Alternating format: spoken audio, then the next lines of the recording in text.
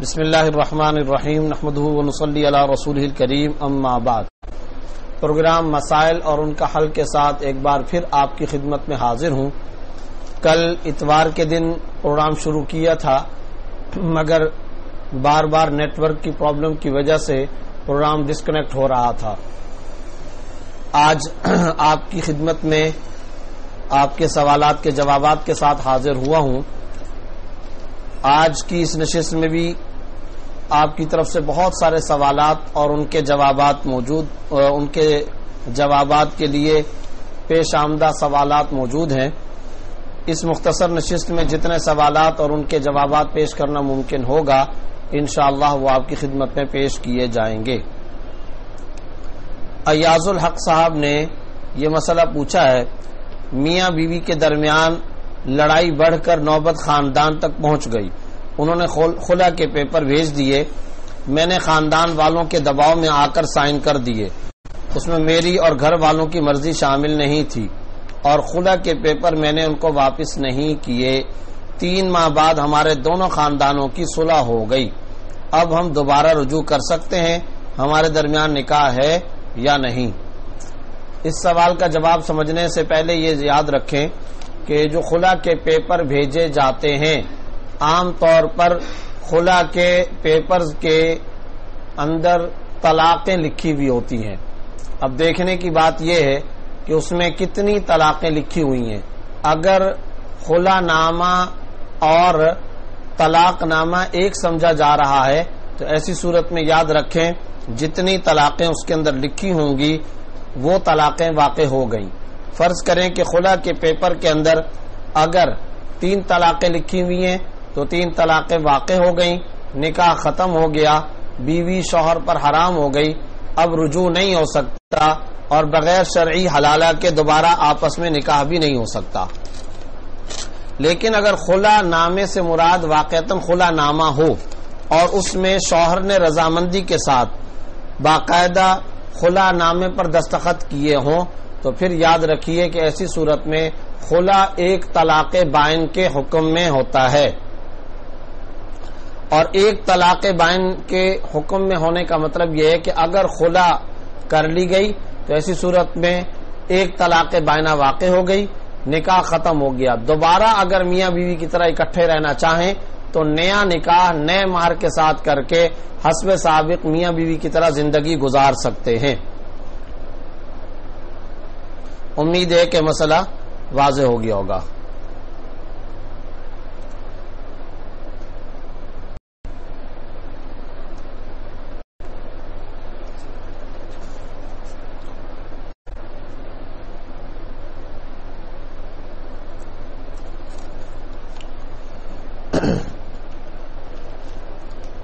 ایک سوال پوچھا گیا ہے عمر شریف صاحب کی طرف سے، احناف جو وطر پڑھتے ہیں یعنی مغرب کی نماز کی طرح جو وطر ہم پڑھتے ہیں، اس طرح وطر پڑھنے کی دلیل سند کے ساتھ جواب کے اندر مرحمت فرمائیں۔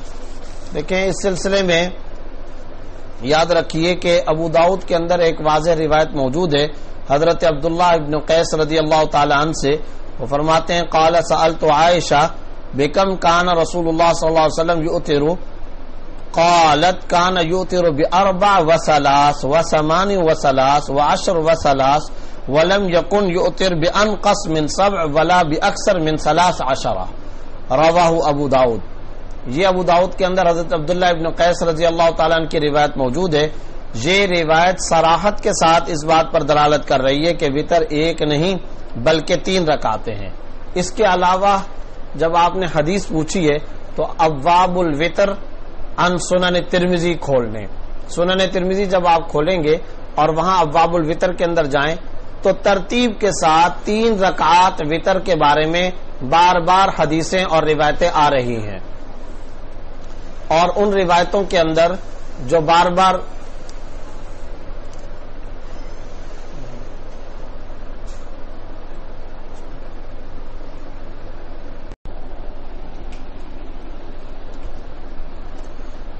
بسم اللہ الرحمن الرحیم۔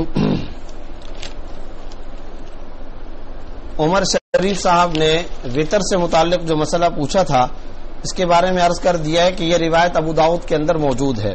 اس کے علاوہ یہ گزارش کی ہے کہ اگر سنن ترمذی کا مطالعہ فرمائیں اور ابواب الوتر عن رسول اللہ صلی اللہ علیہ وسلم تو ترتیب کے ساتھ وہاں کئی ساری متعدد روایتیں موجود ہیں کہ رسول اللہ صلی اللہ علیہ وسلم نے 3 رکعتیں وتر پڑھی ہیں. کان یؤتر بثلاث ویقرأ فی الاولی بسبح اسم ربک الاعلی وبالثانیہ.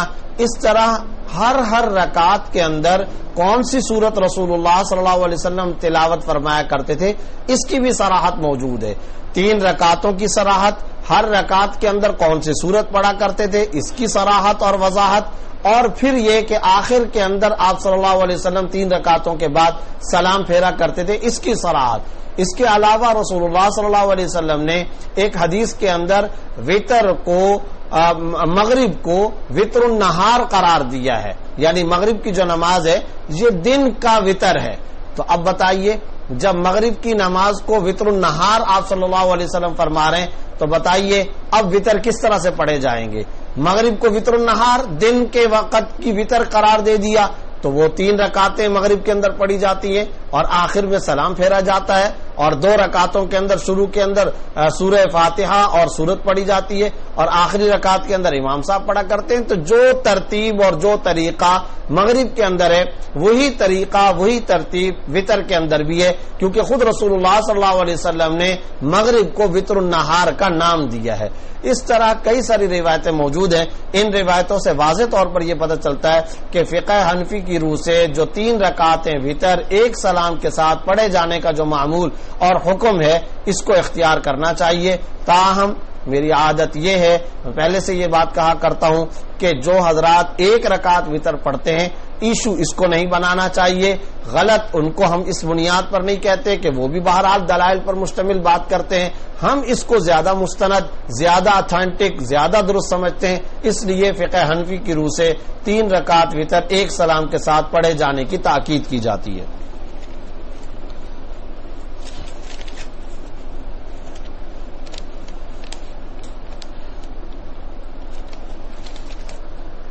انڈیا سے محمد جمیل صاحب نے یہ مسئلہ پوچھا ہے، آج کل ہمارے معاشرے میں نکاح سے پہلے منگنی کی جاتی ہے اور پھر لڑکا لڑکی فون پر بات کرنا شروع کر دیتے ہیں اور یہ سلسلہ نکاح تک چلتا رہتا ہے، ایسا کرنا صحیح ہے یا نہیں؟ یہ آج کے دور کا ہمارے سماج کا ایک اہم ترین سلگتا ہوا مسئلہ ہے اور میں چاہوں گا کہ اس پر تھوڑی سی تفصیل کے ساتھ گفتگو کر لوں.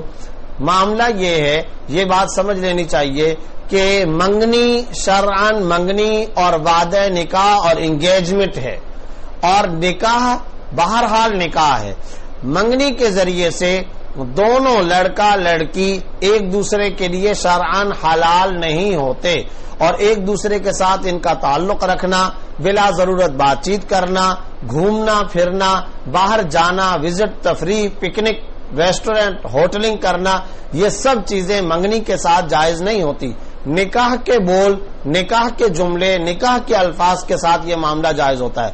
اب آج کل ہمارے معاشرے کے اندر کیا ہو رہا ہے، بے شمار ایسے لڑکے لڑکیاں جن کے درمیان میں صرف اور صرف منگنی کا یعنی وعدہ نکاح کا معاملہ ہوا ہے، اب باقاعدہ لڑکا لڑکی کو لے کر کے جا رہا ہے، لڑکی والے بھی اس کو برا نہیں سمجھتے، اکٹھے ریسٹورینٹ میں کھانا کھانے کے لیے جا رہے ہیں، بلکہ پکنک منانے، وزٹ کرنے، تفریح کرنے، سفر کرنے، ٹریولنگ کرنے، لڑکا اپنی گاڑی کار کے اندر اپنے ساتھ اس لڑکی کو لے کر جانے کا معمول بنایا ہوا ہے اور یہ ایک معمول چل رہا ہے. حالانکہ شرعاً بالکل حرام ہے. وہ ایک اسٹرینجر مین ہے، وہ ایک اجنبی آدمی ہے اور اس اجنبی آدمی کے ساتھ بات چیت، بلا ضرورت تعلقات اور معمولات رکھنا کیسے جائز ہو سکتا ہے؟ اور ہمارے ہاں صورتحال یہ ہے، بعض اوقات دکھ اس بات کا ہوتا ہے، غم اس بات کا ہے، صدمہ اس بات کا ہے کہ لڑکی کے والدین وہ باقاعدہ یہ کہتے ہیں کہ ہاں ان کے درمیان میں منگنی ہو گئی ہے، اچھا ہے کہ یہ ساتھ آپس میں ملیں تاکہ ان کے درمیان میں انڈرسٹینڈنگ ہو، تاکہ یہ ایک دوسرے کو صحیح طور پر پہچان سکیں، ایک دوسرے کے ساتھ اچھے اور صحیح معاملات کر سکیں. یاد رکھیے جس نکاح کی ابتدا ہی در حقیقت ان خلاف شریعت، معصیت والے، نافرمانی والے اور ناجائز امور پر مشتمل اور دار و مدار ہو، یاد رکھیے وہ نکاح کبھی اللہ کی جانب سے سہولت والا، مسرت والا، شفقت والا، برکت والا نہیں ہو سکتا۔ اور آج ہمارے نوجوان لڑکوں، نوجوان لڑکیوں، نوجوان بھائی بہنوں کی عفت اور پاک دامنی کا ان کے گھروں سے جنازہ نکل چکا ہے۔ صبح شام یہی معاملات پیش آ رہے ہیں۔ ایک تو وہ طبقہ ہے نا کہ جن کے درمیان میں منگنی کا بھی کوئی معاملہ نہیں ہے اور بے محابہ تعلقات رکھے جاتے ہیں، ملنا جلنا رکھا جاتا ہے، چاہے وہ کو ایجوکیشن کی نحوست ہو یا چاہے شاپنگ سینٹر اور پڑوس کا معاملہ ہو یا اس طرح کے معاملات، وہ تو ہوتا ہی ہے۔ لیکن یہاں بات ہو رہی ہے منگنی اور نکاح کی نسبت سے۔ یاد رکھیے جب تک باقاعدہ نکاح کا ایجاب و قبول نہیں ہوا، لڑکا لڑکی کے لیے، لڑکی لڑکے کے لیے اسی طریقے سے حرام ہے ایک دوسرے سے تعلقات رکھنا، اسی طرح سے ناجائز اور حرام رہے گا، کہلائے گا، جیسا کہ ایک اجنبی مرد اور ایک اجنبی خاتون کا آپس کے اندر تعلق رکھنا حرام ہوتا ہے۔ اس لیے اس مسئلے کو سمجھنا چاہیے اور اس پر عمل کرنا چاہیے۔ محمد جمیل صاحب نے انڈیا سے یہ ایک اور مسئلہ پوچھا ہے، میں رات کو سونے سے پہلے وضو کر لیتا ہوں، آیت الکرسی اور دوسری تسبیحات بھی پڑھ کر سوتا ہوں، مگر مجھے کئی مہینوں سے ایک ہی خواب آتا رہتا ہے جو میں زبان پر لانا بھی پسند نہیں کرتا کیونکہ میں اپنی والدہ کو دیکھتا ہوں۔ ایسی صورت میں کیا کریں؟ اگر آپ کی والدہ کا انتقال ہو چکا ہے اور آپ اپنی والدہ کو دیکھتے ہیں تو اس میں گھبرانے کی کوئی بات نہیں، یہ اس بات کی علامت ہے، معبرین نے لکھا ہے، علامہ ابن سیرین رحمۃ اللہ علیہ نے تعبیر الرؤیا کے اندر یہ بات لکھی ہے کہ اگر کوئی اپنے کسی ریلیٹو مردے کو، رشتہ دار، ماں مر گئی، باپ مر گیا اور ان کو بعد میں وہ خواب کے اندر دیکھتا ہے تو اس کا مطلب یہ کہ وہ مردہ ایصال ثواب کو طلب کر رہا ہے، لہٰذا آپ کو چاہیے کہ آپ ان کے لیے دعا کا، استغفار کا، ذکر کا، صدقے کا، تلاوت کا، دعائے بخشش و مغفرت کا اہتمام کریں۔ دراصل اس خواب کی یہ تعبیر ہے اور اس کا یہ مطلب و مقصد ہے۔ ساؤتھ کوریا سے عبد المجید حافظ صاحب پوچھتے ہیں، ہم لوگ کوریا میں ملازمت کرتے ہیں لیکن ہمارے ہاں جمعہ پڑھنے کے لیے چھٹی نہیں ہوتی جس کی وجہ سے ہم جمعہ کی نماز نہیں پڑھ سکتے، ہمیں کیا کرنا چاہیے؟ پہلی بات تو یہ ہے کہ آپ جمعے کے لیے باقاعدہ چھٹی لینے کی کوشش کریں، پرمیشن لے کر کے آپ جمعہ پڑھنے کے لیے اور جمعے کی نماز ادا کرنے کے لیے باقاعدہ طور پر جائیں۔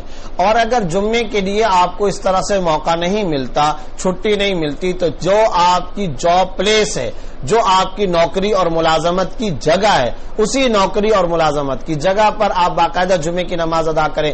لیکن اگر یہ معاملہ بھی نہیں کر سکتے کہ وہاں پر آپ جمعے کی نماز پڑھیں تو پھر آخری درجے کی بات یہ کہ وہاں پر آپ ظہر کی نماز پڑھ لیں۔ اگر جمعے کی جماعت کا وہاں پر موقع نہیں دیا جاتا، چھٹی نہیں ملتی، جگہ نہیں ملتی، تو پھر آپ اپنے طور پر وہاں تنہائی ہی کے اندر ظہر کی نماز ادا کر لیں۔ لیکن یہ کام آخری درجے کے اندر کیا جائے اور ساتھ ہی ساتھ جب آپ کو مایوسی ہو جائے کہ آپ کو چھٹی نہیں مل سکتی تو پھر ایسی صورت میں آپ دوسری ملازمت تلاش کرتے رہیں۔ جب آپ کو حلال طیب روزگار دوسری جگہ پر میسر آ جائے تو پھر آپ اس ملازمت کو چھوڑ دیں۔ اس وقت تک اسی جگہ پر جمعے کا اہتمام کریں، جمعے کی جماعت کا اہتمام نہیں کر سکتے تو تنہا ظہر پڑھتے رہیں اور جیسے ہی دوسری جگہ ملازمت اور نوکری ملے اس جگہ کو چھوڑ دیں۔ ایک اور سوال انہوں نے پوچھا ہے کہ ہم لوگ جہاز میں سفر کرتے ہیں، استنجے کے لیے پانی نہیں ہوتا، صرف ٹیشو پیپر سے استنجا کر لینا جائز ہے یا نہیں؟ یہاں کوریا میں باتھ روم میں پانی کا انتظام نہیں ہوتا، کیا ہم سفر میں ٹیشو استعمال کر سکتے ہیں یا نہیں؟ جی ہاں، ٹیشو پیپر سے استنجا کر سکتے ہیں۔ ایک اور سوال پوچھا گیا ہے کہ میرے ایک دوست نے کورین لڑکی سے شادی کی، وہ مجھ سے ایک دن پوچھنے لگا کہ اگر میں بیوی کو کہوں کہ میرے ساتھ پاکستان چلو، ہم وہاں رہیں گے، اگر میری بیوی پاکستان آنے کے لیے کسی طرح بھی راضی نہ ہو تو کیا کرنا چاہیے؟ یہ معاملات تو پہلے سوچنے کے ہیں۔ بہرحال شادی کر لیے، اب آپ کے ذمے ان کے حقوق ادا کرنا ہے۔ آپ کو چاہیے کہ آپ ان کے حقوق ادا کریں اور اس میں بہتر بات یہی ہوتی ہے کہ شوہر اور بیوی ایک ہی جگہ پر اکٹھے رہیں، اور اگر آپ کو آنا جانا پڑے تو ٹھیک ہے، آپ اپنے والدین یا یہاں کے پاکستان کے رشتہ داروں سے ملنے کے لیے آنا جانا بھی رکھ سکتے ہیں، اس میں بھی کوئی مذاق نہیں، لیکن بہتر یہ ہے کہ آپ 4 مہینے کی مدت تک بیوی سے الگ تھلگ نہ رہیں، نمبر 1۔ نمبر 2 بات یہ ہے کہ جس دوران میں آپ ٹریولنگ کریں، سفر کر کے پاکستان اپنے رشتہ داروں سے ملنے کے لیے آئے ہوئے ہوں، اس دوران بھی شرعاً آپ پر واجب اور لازم ہے کہ آپ اپنی بیوی کے نان و نفقے کا وہاں مکمل انتظام کر کے آئیں، ان کی رہائش، علاج معالجہ، ان کا نان نفقہ، ان کا لباس، ان کا کھانا پینا، راشن، اس کا مکمل بندوبست کر کے آپ باہر جا سکتے ہیں، آ سکتے ہیں، اس میں شرعاً کوئی مذائقہ نہیں۔ عبد المجید صاحب نے جنوبی کوریا سے یہ پوچھا ہے، 360 کے نام سے ایک مشہور سافٹ ویئر جس میں قرآن اور احادیث کی کتابیں ترجمے کے ساتھ دی ہوئی ہیں، اس میں میرے حوالے سے کہا ہے کہ آپ کی سند بھی درج ہے۔ پوچھنا یہ کہ یہ سافٹ ویئر درست ہے یا نہیں، اور ایسی کتاب بتائیں جس میں چھوٹے چھوٹے اصلاحی بیانات انگلش میں ہوں، 10 سے 15 کے بیانات ہوں۔ دیکھیں، یہ جس سافٹ ویئر کا نام دیا گیا ہے، اس کو صرف اور صرف آپ بطور سرچ انجن کے اگر لینا چاہیں تو ٹھیک ہے، اس میں آپ ریسرچ کا اور تحقیق کا کام لینا چاہیں لیں، لیکن اس کا یہ مطلب نہیں ہے کہ اس سافٹ ویئر کے اندر تمام کی تمام کتابیں اور ان میں درج تمام باتیں اوتھینٹک ہوں یا تمام باتیں مستند ہوں اور حتمی قطعی طور پر شرعی اعتبار سے وہ درست ہوں، ایسا نہیں ہے۔ اس میں بہت ساری کتابیں اور بعض کتابوں کے اندر بعض چیزیں غیر مستند بھی ہیں، خلاف شریعت بھی ہے، ناجائز بھی ہے۔ یہ تو ایک صرف سرچ انجن کے طور پر ایک سافٹ ویئر تیار کیا گیا ہے، اور آپ کو پتا ہے اس طرح کی بے شمار کتابیں، جیسا کہ عربی کے اندر المکتبۃ الشاملہ کے نام سے، الجامع الصغیر کے نام سے، اسی طرح عربی کے اندر اور بہت سارے سافٹ ویئر ہیں جن کے اندر مختلف کتابیں عربی کی شامل کی گئی ہیں، لیکن وہ ساری کی ساری کتابیں کوئی اتھینٹک یا مستند تو نہیں ہوتی ہیں۔ ان کو ہاں محقق اس طور پر استعمال کرتا ہے کہ میں اپنے مطلب کی چیز وہاں سے لوں اور میں تحقیق کرنے کے لیے جب بیٹھوں، جیسے کہ گوگل ایک سرچ انجن ہے اور اس کے اندر آپ کوئی کتاب تلاش کرنا چاہتے ہیں تو تلاش کرتے ہیں، تو 360 کے نام سے زاہد حسین صاحب کا جو سافٹ ویئر ہے، اس کا بھی دراصل یہی مطمع نظر ہے، یہیں تک اس کو لینا چاہیے۔ یہ مت سمجھنا چاہیے کہ اس کے اندر درج تمام کی تمام باتیں شرعی اعتبار سے مستند یا اوتھینٹک ہے، ایسا نہیں ہے۔ ایک اور سوال پوچھا گیا کہ اگر وضو کرنے کے بعد خیال آئے کہ میں نے داڑھی کا خلال نہیں کیا تو دوبارہ وضو کرے یا نہیں؟ نہیں، دوبارہ پورا وضو کرنا ضروری نہیں ہے، بس بعد میں جب پتہ چلے خیال ہے تو داڑھی کا صرف خلال کر لینا کافی ہے۔ کیا زکوٰۃ اور فطرانے کے پیسے چھوٹے بچوں کو دیے جا سکتے ہیں؟ اگر والد مستحق زکوٰۃ ہو تو ایسی صورت میں آپ بچے کو زکوٰۃ اور فطرانہ دے سکتے ہیں۔ البتہ یہ بات ذہن میں رکھنی چاہیے کہ اگر بچہ بہت چھوٹا ہو، نہ سمجھ ہو، تو ظاہر ہے کہ اس پر خرچ کرنے کے لیے اس کا جو سرپرست ہوگا، چچا، تایا، دادا، نانا، بڑا بھائی، ماں، جو بھی سرپرست ہوں گے ان کو وہ پیسے دیے جائیں، لیکن ان کو اس بات کا پابند بنایا جائے کہ یہ رقم اسی بچے پر خرچ کرنا ضروری ہے۔ خلاصہ یہ کہ اگر بچے کا والد صغیر يعد غنيا باعتبار ابيه وصغير يعد فقيرا باعتبار ابيه، یعنی چھوٹا بچہ غنی اور مالدار سمجھا جاتا ہے باپ کو دیکھ کر، اور چھوٹا بچہ شرعی اعتبار سے فقیر اور مستحق زکوٰۃ سمجھا جاتا ہے باپ کی مالی حیثیت کو دیکھ کر۔ جو باپ کی حیثیت وہی بچے کی حیثیت کاؤنٹ کی جائے گی۔ اگر باپ مستحق زکوٰۃ تو بچہ بھی مستحق زکوٰۃ، اور اگر باپ مستحق زکوٰۃ نہیں ہے تو پھر بچہ بھی مستحق زکوٰۃ نہیں ہے۔ یہ مسئلہ اور یہ شرعی اصول ہے، اسے سمجھ لینا چاہیے۔ ایک سوال پوچھا گیا ہے کہ اگر کوئی نوجوان کماتا ہو، جان بوجھ کر زکوٰۃ کا مستحق بن جائے، کیا اس کو زکوٰۃ اور فطرانے کے پیسے ادا کر سکتے ہیں یا نہیں؟ اگر وہ مستحق زکوٰۃ ہے تو اس کو آپ دے سکتے ہیں، اور شرعی اعتبار سے مستحق زکوٰۃ وہ ہوتا ہے جس کی ذاتی ملکیت میں 52.5 تولہ چاندی یا 52.5 تولہ چاندی کے بقدر نقد رقم یا اتنی ہی رقم کا مال تجارت یا اتنی ہی مالیت کا کچھ سونا، کچھ چاندی، کچھ نقد رقم، کچھ مال تجارت ملا کر کے 52.5 تولہ چاندی کے بقدر نہ ہو، اور ساتھ ہی ساتھ اتنی ہی مالیت کا اس کے پاس ضرورت سے زائد ساز و سامان بھی نہ ہو، نیز سید اور ہاشمی بھی نہ ہو، تو وہ شخص مستحق زکوٰۃ ہے۔ ایسے نوجوان کو، بوڑھے کو، بچے کو، جو بھی ہو، اسے زکوٰۃ دے سکتے ہیں۔ ایک خاتون نے غالباً کینیڈا سے یہ مسئلہ پوچھا ہے، کچھ سال میرے ایک دوست نے مجھے دھوکہ دے کر میرے شوہر کے نام پر ایک گھر لیا جس پر مہنگی قیمت لگی ہوئی تھی۔ 1.5 سال بعد وہ چندہ سے چلا گیا، کینیڈا سے شاید چلا گیا، اور اس کے بعد ہمارے حالات اچھے ہو گئے، تو پھر میں نے منت مانی تھی کہ ہر پیر کے دن روزہ رکھوں گی۔ پھر میں حاملہ ہو گئی تو میں نے روزہ رکھنے کی کوشش کی، اور اس وقت کورٹ سے نوٹس آیا، اللہ نے ہمارے ساتھ کرم کا معاملہ کیا، میری منت کا کفارہ کیا ہوگا؟ یاد رکھیے، منت کا کفارہ نہیں ہوتا، منت کا یہی معاملہ لازم ہوتا ہے کہ اسے پورا کرنا ہوتا ہے۔ منت کا کفارہ یہی ہے کہ اسے پورا کریں، لہذا آپ نے ہر پیر کو روزہ رکھنے کی منت مانی ہے تو شرعاً ہر پیر کو روزہ رکھنا لازم ہے، آپ کو ہر پیر کو روزہ رکھنا ہوگا۔ اور جتنے عرصے کے لیے آپ نے مانگی تو اتنے عرصے کے لیے آپ کو ہر پیر کو روزہ رکھنا ہوگا. ہمیشہ ہر پیر کو اگر ہمیشہ کے لیے مانا ہے تو پھر ہمیشہ ہر پیر کو روزہ رکھنا شرعاً آپ پر لازم ہوگا. ارسالہ خرم صاحب نے یہ پوچھا لیز پر میں نے اپنا کام شروع کیا اور میں نے کار کر لی، وہ سود ہے یا نہیں؟ اگر اس طرح کوئی کار دے رہا ہے تو مجھے بتا دیں میں اپنا کام شروع کروں بغیر سود کے یا نہیں.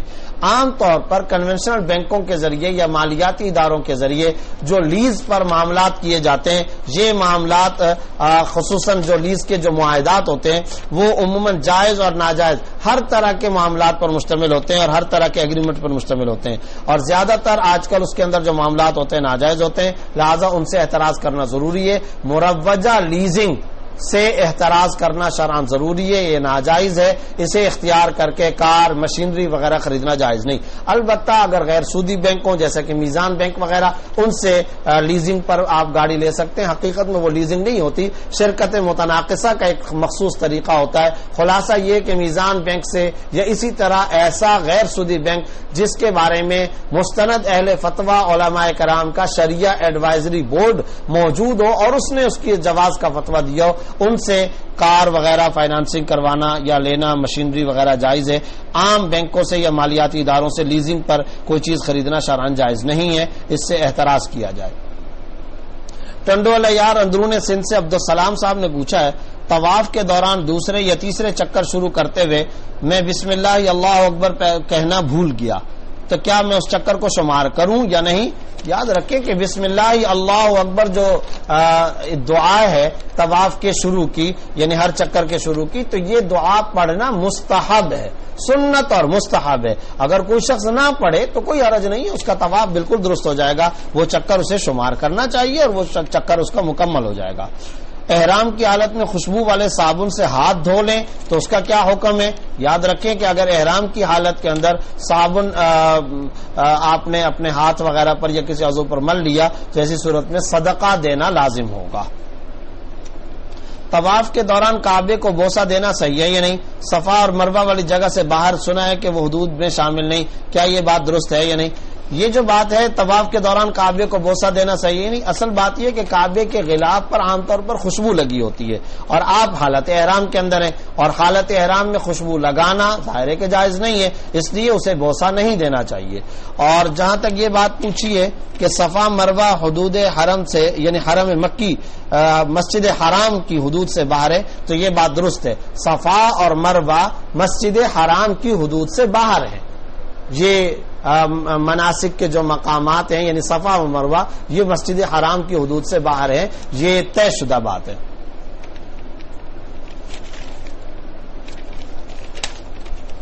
سعودی عرب سے محمد نعیم راجہ صاحب یہ مسئلہ پوچھتے ہیں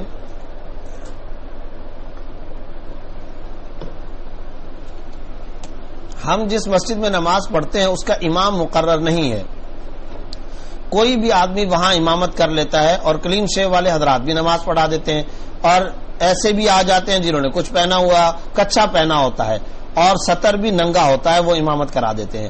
ایسی صورت میں کیا کرنا چاہیے؟ اور میری داڑھی بھی سنت کے مطابق ہے اور قرات کرنا بھی جانتا ہوں، ایسی صورت میں امام بن سکتا ہوں یا نہیں؟ آپ بالکل امام بن سکتے ہیں جب آپ کا لباس بھی شرعی اعتبار سے درست ہے اور بلکہ آپ بتا رہے ہیں سنت کے مطابق ہے اور داڑھی بھی سنت کے مطابق ہے، آپ امامت کر سکتے ہیں. بلکہ ایسے موقع پر آپ ہی کو امامت کے لیے آگے بڑھنا چاہیے اور اس میں تواضع عاجزی انکساری اختیار کرنے کی ضرورت نہیں. آپ آگے بڑھیں اور امامت کریں تاکہ آپ کی بھی نماز درست ہو اور باقی پیچھے والوں کی نماز بھی بلا کراہت درست ہو جائے. جہاں تک اس بات کا تعلق ہے کہ مسجد میں امام مقرر نہیں اور آپ گئے پہلے سے وہاں کوئی امام پڑھا رہا ہے یا آپ نہیں پڑھا سکے کسی اور نے امامت کر لی اور داڑھی کاٹنے والے شخص نے بھی کلین شیو کرنے والے شخص نے بھی، تو پھر یاد رکھیں کہ ایسی صورت میں آپ اس کے پیچھے جو کلین شیو بھی ہو یا داڑھی کاٹتا ہو آپ اس کے پیچھے نماز پڑھ سکتے ہیں، آپ کی نماز بہرحال ہو جائے گی. دیکھیں یہاں دو مسئلے الگ الگ ہیں. عام طور پر لوگ گڑبڑ کرتے ہیں جس کی وجہ سے مسئلہ سمجھنے کے اندر مسئلے پر عمل کرنے کے اندر کوتاہیاں برتی جاتی ہیں.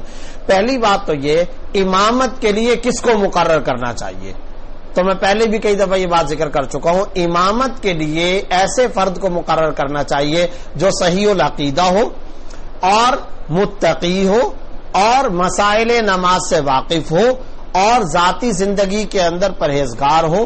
یہ خصائل، یہ صفات، یہ خصائص جس شخص کے اندر ہو اسے امام کے منصب پر فائز کرنا چاہیے، اسے بطور امام کے تقرر کرنا چاہیے، مقرر کرنا چاہیے. لیکن یہ جو حکم بیان کیا گیا کہ صحیح العقیدہ ہو، مسائل نماز سے واقف ہو اور صحیح العقیدہ ہونے کے ساتھ ساتھ متقی اور پرہیزگار ہو، فسق و فجور کے اندر مبتلا نہ ہو، یہ احکام کس کو دیے جا رہے ہیں؟ یہ حکم دیا جا رہا ہے مسجد کمیٹی کو. یہ حکم دیا جا رہا ہے ان نمازیوں کو جو با اختیار ہیں، جنہیں امام مقرر کرنے کا اختیار حاصل ہے، معزول کرنے کا اختیار حاصل ہے. انہیں چاہیے کہ وہ کسی بھی ایسے آدمی کو بطور امام کے مقرر نہ کریں جو صحیح العقیدہ نہیں ہے، جو سطر کا اہتمام نہیں کرتا، جو داڑھی کاٹتا ہے، کلین شیو کرتا ہے. ایسے آدمی کو امام مقرر نہ کرے.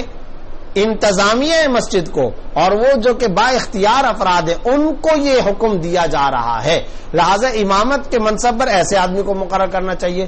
لیکن ایک وہ آدمی جو بر لب سڑک گزر رہا ہے، یا محلے کا وہ آدمی جو مسجد کے اندر آیا، یا وہ کسی اسٹیشن، محلے، ایئرپورٹ، علاقے، سڑک کے کنارے کسی مسجد کے اندر رکا اور جا کر کے وہ نماز پڑھتا ہے، اب ایسی صورت میں امام مقرر کرنے کا اس آدمی کے پاس کوئی اختیار نہیں ہے، اسے کوئی طاقت اور قدرت نہیں ہے. تو اب اگر ہم اس کو کہیں کہ نہیں بھئی آپ تو ایسے امام کے پیچھے، تو اس کا تو اختیار ہی نہیں چلتا. یہ بیچارہ کیا کرے گا؟ یا تو پھر یہی ہے کہ یہ چھوڑ کر کے چلا جائے اور یا انفرادی نماز پڑھے. تو انفرادی نماز پڑھنا درست نہیں ہے. ایسی صورت میں یہی کیا جائے گا کہ جو آدمی چاہے داڑھی کاٹ رہا ہے، چاہے وہ کلین شیو کرنے والا ہے، جب اس نے نماز پڑھائی آپ اس کے پیچھے نماز پڑھ لیں، نماز آپ کی بہرحال درست ہو جائے گی. لیکن آپ نے سوال کے اندر ایک بات یہ پوچھی ہے کہ بعض لوگ ایسے ہوتے ہیں جنہوں نے کچھا پہنا ہوتا ہے اور سطر بھی ننگا ہوتا ہے. یاد رکھیں، سطر جس کا ننگا ہو تو اس کے پیچھے نماز درست نہیں ہے، اور اس کو آپ امامت کے لیے اولا تو مقرر نہ کریں، اور اگر وہ امامت کے لیے آگے کھڑا ہو گیا تو اس کے پیچھے نماز پڑھنا درست نہیں، کیونکہ سطر کا پورا ہونا اور سطر عورت کا اہتمام کرنا یہ نماز کے لیے شرط ہے، ضروری ہے. اگر کسی کا سطر کھلا ہوا ہے تو ایسی صورت میں آپ اس کے پیچھے نماز نہ پڑھیں. فرض کریں کہ آپ نے کہا کہ جیسے کچھا پہنا ہوا ہے، تو اگر وہ کچھا اتنا چھوٹا ہو کہ جس میں رانیں کھلی رہیں تو ظاہر ہے کہ نماز نہیں ہوگی، کیونکہ یہ سطر میں داخل ہے.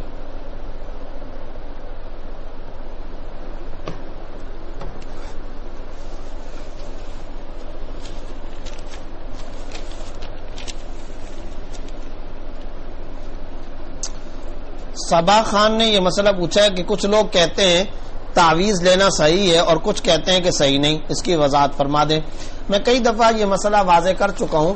اصل بات یہ کہ اگر تعویذ کے اندر نامعلوم المعنی الفاظ ہوں یا مبہم الفاظ ہوں یا قرآن و حدیث کے خلاف شرکیہ الفاظ ہوں یا ایسے منتر اور ٹوٹکے ہوں جس کے اندر غیر اللہ سے استمداد یعنی غیر اللہ سے مدد طلب کی گئی ہے، مثلا جبرائیل سے مدد طلب کی گئی ہے، اسرافیل اور میکائیل سے مدد طلب کی گئی ہے، حضرت علی رضی اللہ تعالیٰ سے مدد طلب کی گئی ہے، کسی ولی یا نبی یا بزرگ کا نام لکھ کر کے اس سے مدد طلب کی گئی ہے، یا یہ ہے کہ تعویذ کو کوئی آدمی خود مؤثر حقیقی سمجھتا ہے، تو اگر اس طرح کا تعویذ ہے تو یہ خلاف شریعت ہے، ناجائز ہے، اس سے احتراز کرنا ضروری ہے. اس کا پہننا، لینا، استعمال کرنا حرام ہے، ناجائز ہے. ظاہر ہے اگر شرکیہ کلمے اس کے اندر موجود ہیں، اس میں خلاف شریعت الفاظ موجود ہیں، تو ایسے تعویذ کو استعمال کرنا کیسے جائز ہو سکتا ہے.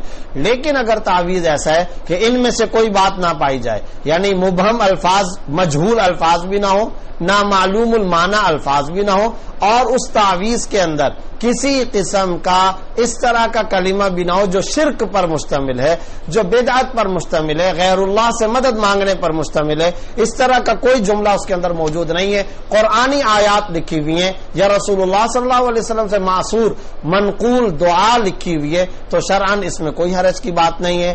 ایسا تعویذ پہننا لٹکانا شرعاً جائز ہے۔ خود احادیث کے اندر آپ صلی اللہ علیہ وسلم نے جو بیان فرمایا ہے وہ دو طرح کی روایات آتی ہیں۔ بعض روایتیں ہیں جن میں تعویذ کی ممانعت ہے، بعض ہیں جن میں تعویذ کی اجازت ہے۔ اب معاملہ یہ کہ کون سا تعویذ درست ہوگا یا کون سا تعویذ درست نہیں ہوگا، یہ دار و مدار اس کے انگریڈینٹس پر، اس کے کنٹینٹ پر اس کا دار و مدار ہوگا کہ دیکھا جائے اس کے اجزائے ترکیبیہ کیا ہیں۔ نیز اس کے ساتھ ساتھ اگر وہ تعویذ کاغذ پر لکھا ہوا صحیح بھی ہو لیکن اس کو کوئی شخص مؤثر حقیقی سمجھتا ہے تو بھی یہ معاملہ ناجائز اور حرام ہو جائے گا۔ اسے مؤثر حقیقی نہ سمجھا جائے۔ مؤثر بالذات صرف اور صرف اللہ رب العزت کی ذات ہے۔ عقیدہ نکھرا ہوا کلیئر کٹ صاف ستھرا درست رکھنا لازم ہے۔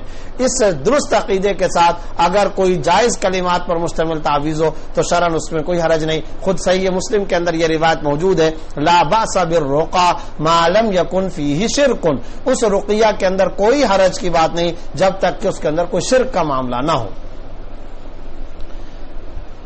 ایک اور مسئلہ یہ پوچھا گیا ہے کہ میں نے آئی برو ٹھیک کروائے ہیں اس لیے کہ میں نے چہرے کے بال صاف کرنے دے، لیکن مجھے ابھی پتہ لگا ہے کہ آئی برو کے بال بنانا گناہ ہے۔ اب اگر میں بال نہیں بناتی تو چہرہ خراب ہوتا ہے، اب اس صورت میں کیا کریں؟ بال بنوانا گناہ ہے اور بال نہ کٹوائیں تو چہرہ خراب ہوتا ہے، اس کی وضاحت فرما دیں۔ دیکھیں بھووں اور آئی بروز جس کو کہتے ہیں، اس کے کٹوانے کی دو صورتیں، ایک تو یہ ہے کہ کسی خاتون کے یہ آئی بروز بھویں اتنے زیادہ بڑھ گئے ہوں کہ وہ اوپر کو جا رہے ہوں نیچے کو لٹک رہے ہوں، بھدا پن معلوم ہو رہا ہو، غیر معتدل ہو چکے ہوں بال، تو ایسی صورت میں ان کو برابر کرنے کی شرعاً گنجائش ہے۔ ان کو کاٹ کر کے بالکل درست کر لینا، یعنی اس کو معتدل کر لینا کہ وہ اوپر کو بال اٹھے ہوئے نیچے کو لٹک رہے ہیں، ان کو اگر آپ کاٹ کر کے معتدل کرتے ہیں تو اس میں گنجائش ہے، یہ شرعی اعتبار سے درست ہے۔ لیکن آج کل جس طرح بیوٹی پارلرز کے اندر جا کر کے خواتین سرمے کی سی لکیر بنا لیتی ہیں، یہ شرعاً ناجائز ہے، حرام ہے، اس سے اعتراض کرنا ضروری ہے۔ فیشن کے طور پر بیوٹی پارلر کے اندر جا کر کے جو رواج اور کلچر چل چکا ہے یہ غلط ہے، خلاف شریعت ہے، اس سے اعتراض کرنا ضروری ہے۔ ایک سوال پوچھا گیا، حیض کی حالت میں دعائیں یاد کر سکتی ہیں؟ نہیں، دعائیں قنوت وغیرہ جی ہاں یاد کر سکتی ہیں، پڑھ سکتی ہیں، کوئی حرج نہیں۔ ایک شخص صرف سورہ ملک پڑھتا ہے اور نماز بھی پڑھتا ہے اور کہتا ہے کہ مجھے نماز میں بہت خیال آتے ہیں، تو کیا سورہ ملک پڑھنے سے عذاب قبر سے محفوظ ہو جائے گا؟ دیکھیں سورہ ملک کی یہ خصوصیت رسول اللہ صلی اللہ علیہ وسلم نے بیان فرمائی ہے، لہذا سورہ ملک کا تو اہتمام کرنا باعث فضیلت ہے۔ انشاءاللہ ثم انشاءاللہ اللہ تعالیٰ عذاب قبر سے اس کی برکت سے حفاظت بھی عطا فرمائیں گے۔ اور جب یہ آدمی نماز پڑھتا ہے تو اس کا مطلب یہ کہ انشاءاللہ کبائر سے بچا ہوا ہوگا، کبیرہ گناہوں سے، معصیتوں، نافرمانیوں اور حرام کاموں سے یہ بچا ہوا ہوگا۔ تو نافرمانیوں سے بچا ہوا ہے، فرائض اور واجبات کی تکمیل اور پابندی کرتا ہے، سورہ ملک کی تلاوت کا اہتمام کرتا ہے، انشاءاللہ اللہ کرم کا معاملہ فرمائیں گے یہ شخص عذاب قبر سے، جہنم کے عذاب سے بچا ہوا محفوظ رہے گا۔ لیکن اگر کوئی شخص یہ سمجھتا ہے کہ کبیرہ گناہ بھی ساتھ ساتھ کرتا رہے اور رات کو سونے سے پہلے سورہ ملک پڑھ لے، تو اب اگر یہ سمجھتا ہے کہ میں تمام گناہوں سے محفوظ ہو گیا اور میں سورہ ملک پڑھ چکا، اب چاہے میں سود کھاتا رہوں، گناہ کبیرہ کرتا رہوں، حرام خوری کرتا رہوں، رشوت کھاتا رہوں، شراب کی آمدنی، تو یہ ظاہر ہے یہ کانسیپٹ شریعت کے اندر قابل قبول نہیں ہے۔ یہ سارے کے سارے کبائر ہیں اور ان سب کا گناہ اس کے اوپر آئے گا، ان سب کا وبال آئے گا، دنیا کے اندر بھی آخرت کے اندر بھی۔ ہاں سورہ ملک کی یہ ایک فضیلت یقینی طور پر ہے، مگر یہ فضیلت اسی وقت حاصل ہوگی جب انسان کم از کم فرائض اور واجبات کی پابندی کرے، منکرات اور کم از کم کبیرہ گناہوں سے بچتا رہے، پھر انشاءاللہ یہ فضیلت بھی اس کو حاصل ہوگی۔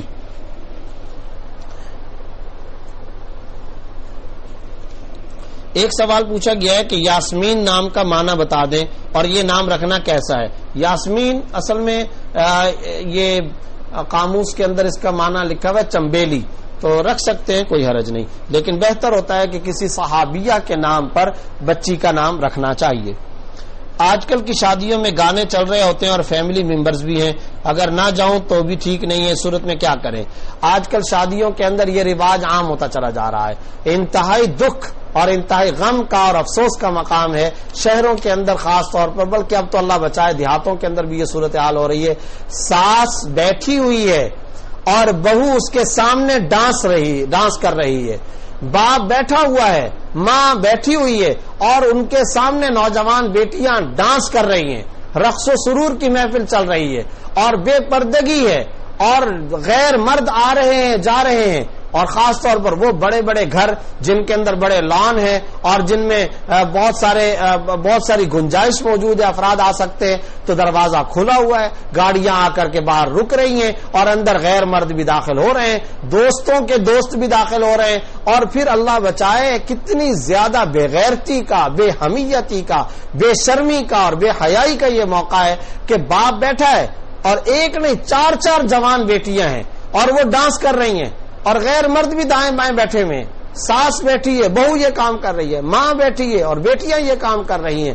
کیسے ایک انسانی غیرت اور ایک مؤمنہ عورت اور ایک مسلمہ عورت اور ایک مسلمان باپ اور ایک مسلمان والد اور اس کا ایک مسلمان دادا، ایک مسلمان نانا، وہ اپنی نواسیوں کو، اپنی پوتیوں کو اس طریقے سے رنگ اور رقص و سرور کی محفل برپا کرتا ہوا دیکھے، کیسی غیرت ہے اور یہ کیسا معاملہ ہے، کس طرح کا مزاج ہے۔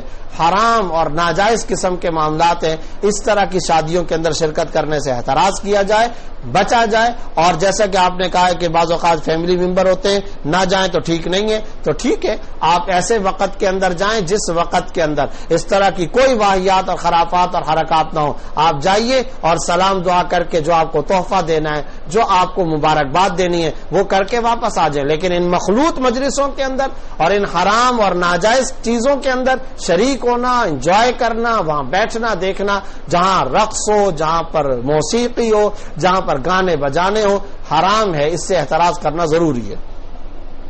اور اگر کوئی مجبور کرے کہ نہیں جی اس کے اندر آپ کو شریک ہونا ہے، تو لا طاعت لمخلوق فی معصیت الخالق، مخلوق کی ایسی اطاعت یا مخلوق کو ایسے انداز میں راضی کرنا جس سے اللہ رب العزت کی نافرمانی لازم آتی ہو، ہرگز جائز نہیں ہے، اس سے احتراز کیا جائے۔ عورتوں کے لیے انہوں نے پوچھا کتابیں بتا دیں بیشتی زیور کے علاوہ، پہلے بھی شاید کسی نے کتاب کا پوچھا تھا، اصلاحی خطبات، استاد محترم مفتی محمد تقی عثمانی صاحب دامت برکاتہم العالیہ، یہ اردو اور انگلش دونوں کے اندر موجود ہیں، اس کتاب کا مطالعہ فرمائیں۔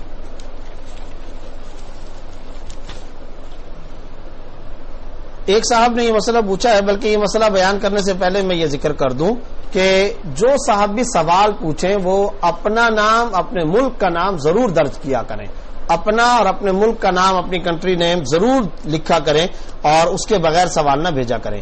ایک آدمی نے بتایا کہ سورہ اخلاص ہر فرض نماز میں پڑھتے ہیں، تو اس سے پوچھا کیوں پڑھتے ہو؟ تو انہوں نے کہا کہ صحابہ یا اس زمانے میں کوئی پڑھتا تھا تو بتائیں یہ صحیح ہے یا نہیں۔ دیکھیں بات یہ، کسی ایک صورت کو نماز کے اندر متعین کر دینا کہ ہر رکعت میں اسی صورت کو پڑھا جائے اور اس کو ضروری سمجھا جائے، یہ درست نہیں ہے، یہ بالکل غلط ہے، درست نہیں ہے۔ بلکہ ایک ہی صورت کو خاص کر لینا اور تمام رکعتوں میں اس ایک صورت کا تکرار کرتے رہنا، یہ فقہی اعتبار سے، فتویٰ کے اعتبار سے مکروہ ہے، لہذا اس سے احتراز کرنا چاہیے۔ ہاں سورہ فاتحہ وہ تمام نمازوں کے اندر منفرد اور امام کے لیے پڑھنا بہرحال ضروری ہے۔ ایک سوال پوچھا گیا ہے کہ چھوٹے بچوں کو جو پیسے عید پر، شادی پر یا ویسے کوئی رشتہ دار دیتا ہے، کیا ان پیسوں کو والدین استعمال کر سکتے ہیں یا نہیں؟ دیکھیں عید پر یا ویسے جا کر کے بچوں کو جو پیسے دیے جاتے ہیں، اگر مذکورہ رقم دینے والا یہ نیت رکھتا ہے اور اس نے بچے کے لیے دیے ہوں تو بچہ ہی اس کا مالک ہوگا۔ یعنی مثلا پیسے بھی تھوڑے ہیں اور اس کی نیت بھی یہ ہے کہ وہ بچوں کو دے رہا ہے اور بچے کو خرچ کرنے کے لیے دے رہا ہے، تو ایسی صورت میں بچہ ہی اس کا مالک ہوگا اور اس بچے کے اوپر ہی اس کو خرچ کرنا ضروری ہے۔ اگر والدین وہ رقم لے بھی لیتے ہیں تو بھی شرعاً واجب اور لازم ہے کہ وہ رقم بچے کے اخراجات میں خرچ کی جائے۔ لیکن اگر دینے والے نے بچے کے لیے نہ دیے ہوں بلکہ مقصد یہ ہو کہ والدین کو دینا ہے لیکن بچے کے نام پر دے دیا یا بچے کو خوش کرنے کے لیے اس کے ہاتھ پر رکھ دیا، یا یہ کہ بچے کے والدین کے ہاتھ پر رکھنے کے بجائے بچے کو ایک اعزاز دینے کے لیے یا بچے کو خوش کرنے کے لیے اس کے ہاتھ پر رکھ دیے اور پیسے بھی اتنی بڑی مقدار کے جس سے پتہ چلتا ہے کہ یہ بچے کو نہیں دیے جا رہے، تو ایسی صورت میں یہ رقم بچے کے لیے نہیں ہوگی بلکہ یہ رقم والدین کی ہوگی۔ اب سوال یہ پیدا ہوتا ہے کہ والدین میں سے کس کی ہوگی؟ ماں کی ملکیت ہوگی وہ رقم یا باپ کی ملکیت ہوگی. تو پھر یاد رکھیں جب بچے کے لیے خاص کر کے نہ دیا گیا ہو تو پھر یہ پیسہ والد کے رشتہ داروں میں سے کسی نے، والد کے دوستوں میں سے کسی نے آ کر دیا ہے تو پھر یہ پیسہ والد کی ملکیت ہوگا. ماں کے رشتہ داروں میں سے کسی نے دیا ہے تو پھر یہ رقم ماں کی ملکیت ہوگا. باپ کے رشتہ دار آ کر کے دے رہے ہیں تو پھر باپ کی، اور ماں کے رشتہ دار آ کر کے دے رہے ہیں تو پھر یہ رقم ماں کی ملکیت ہوگا.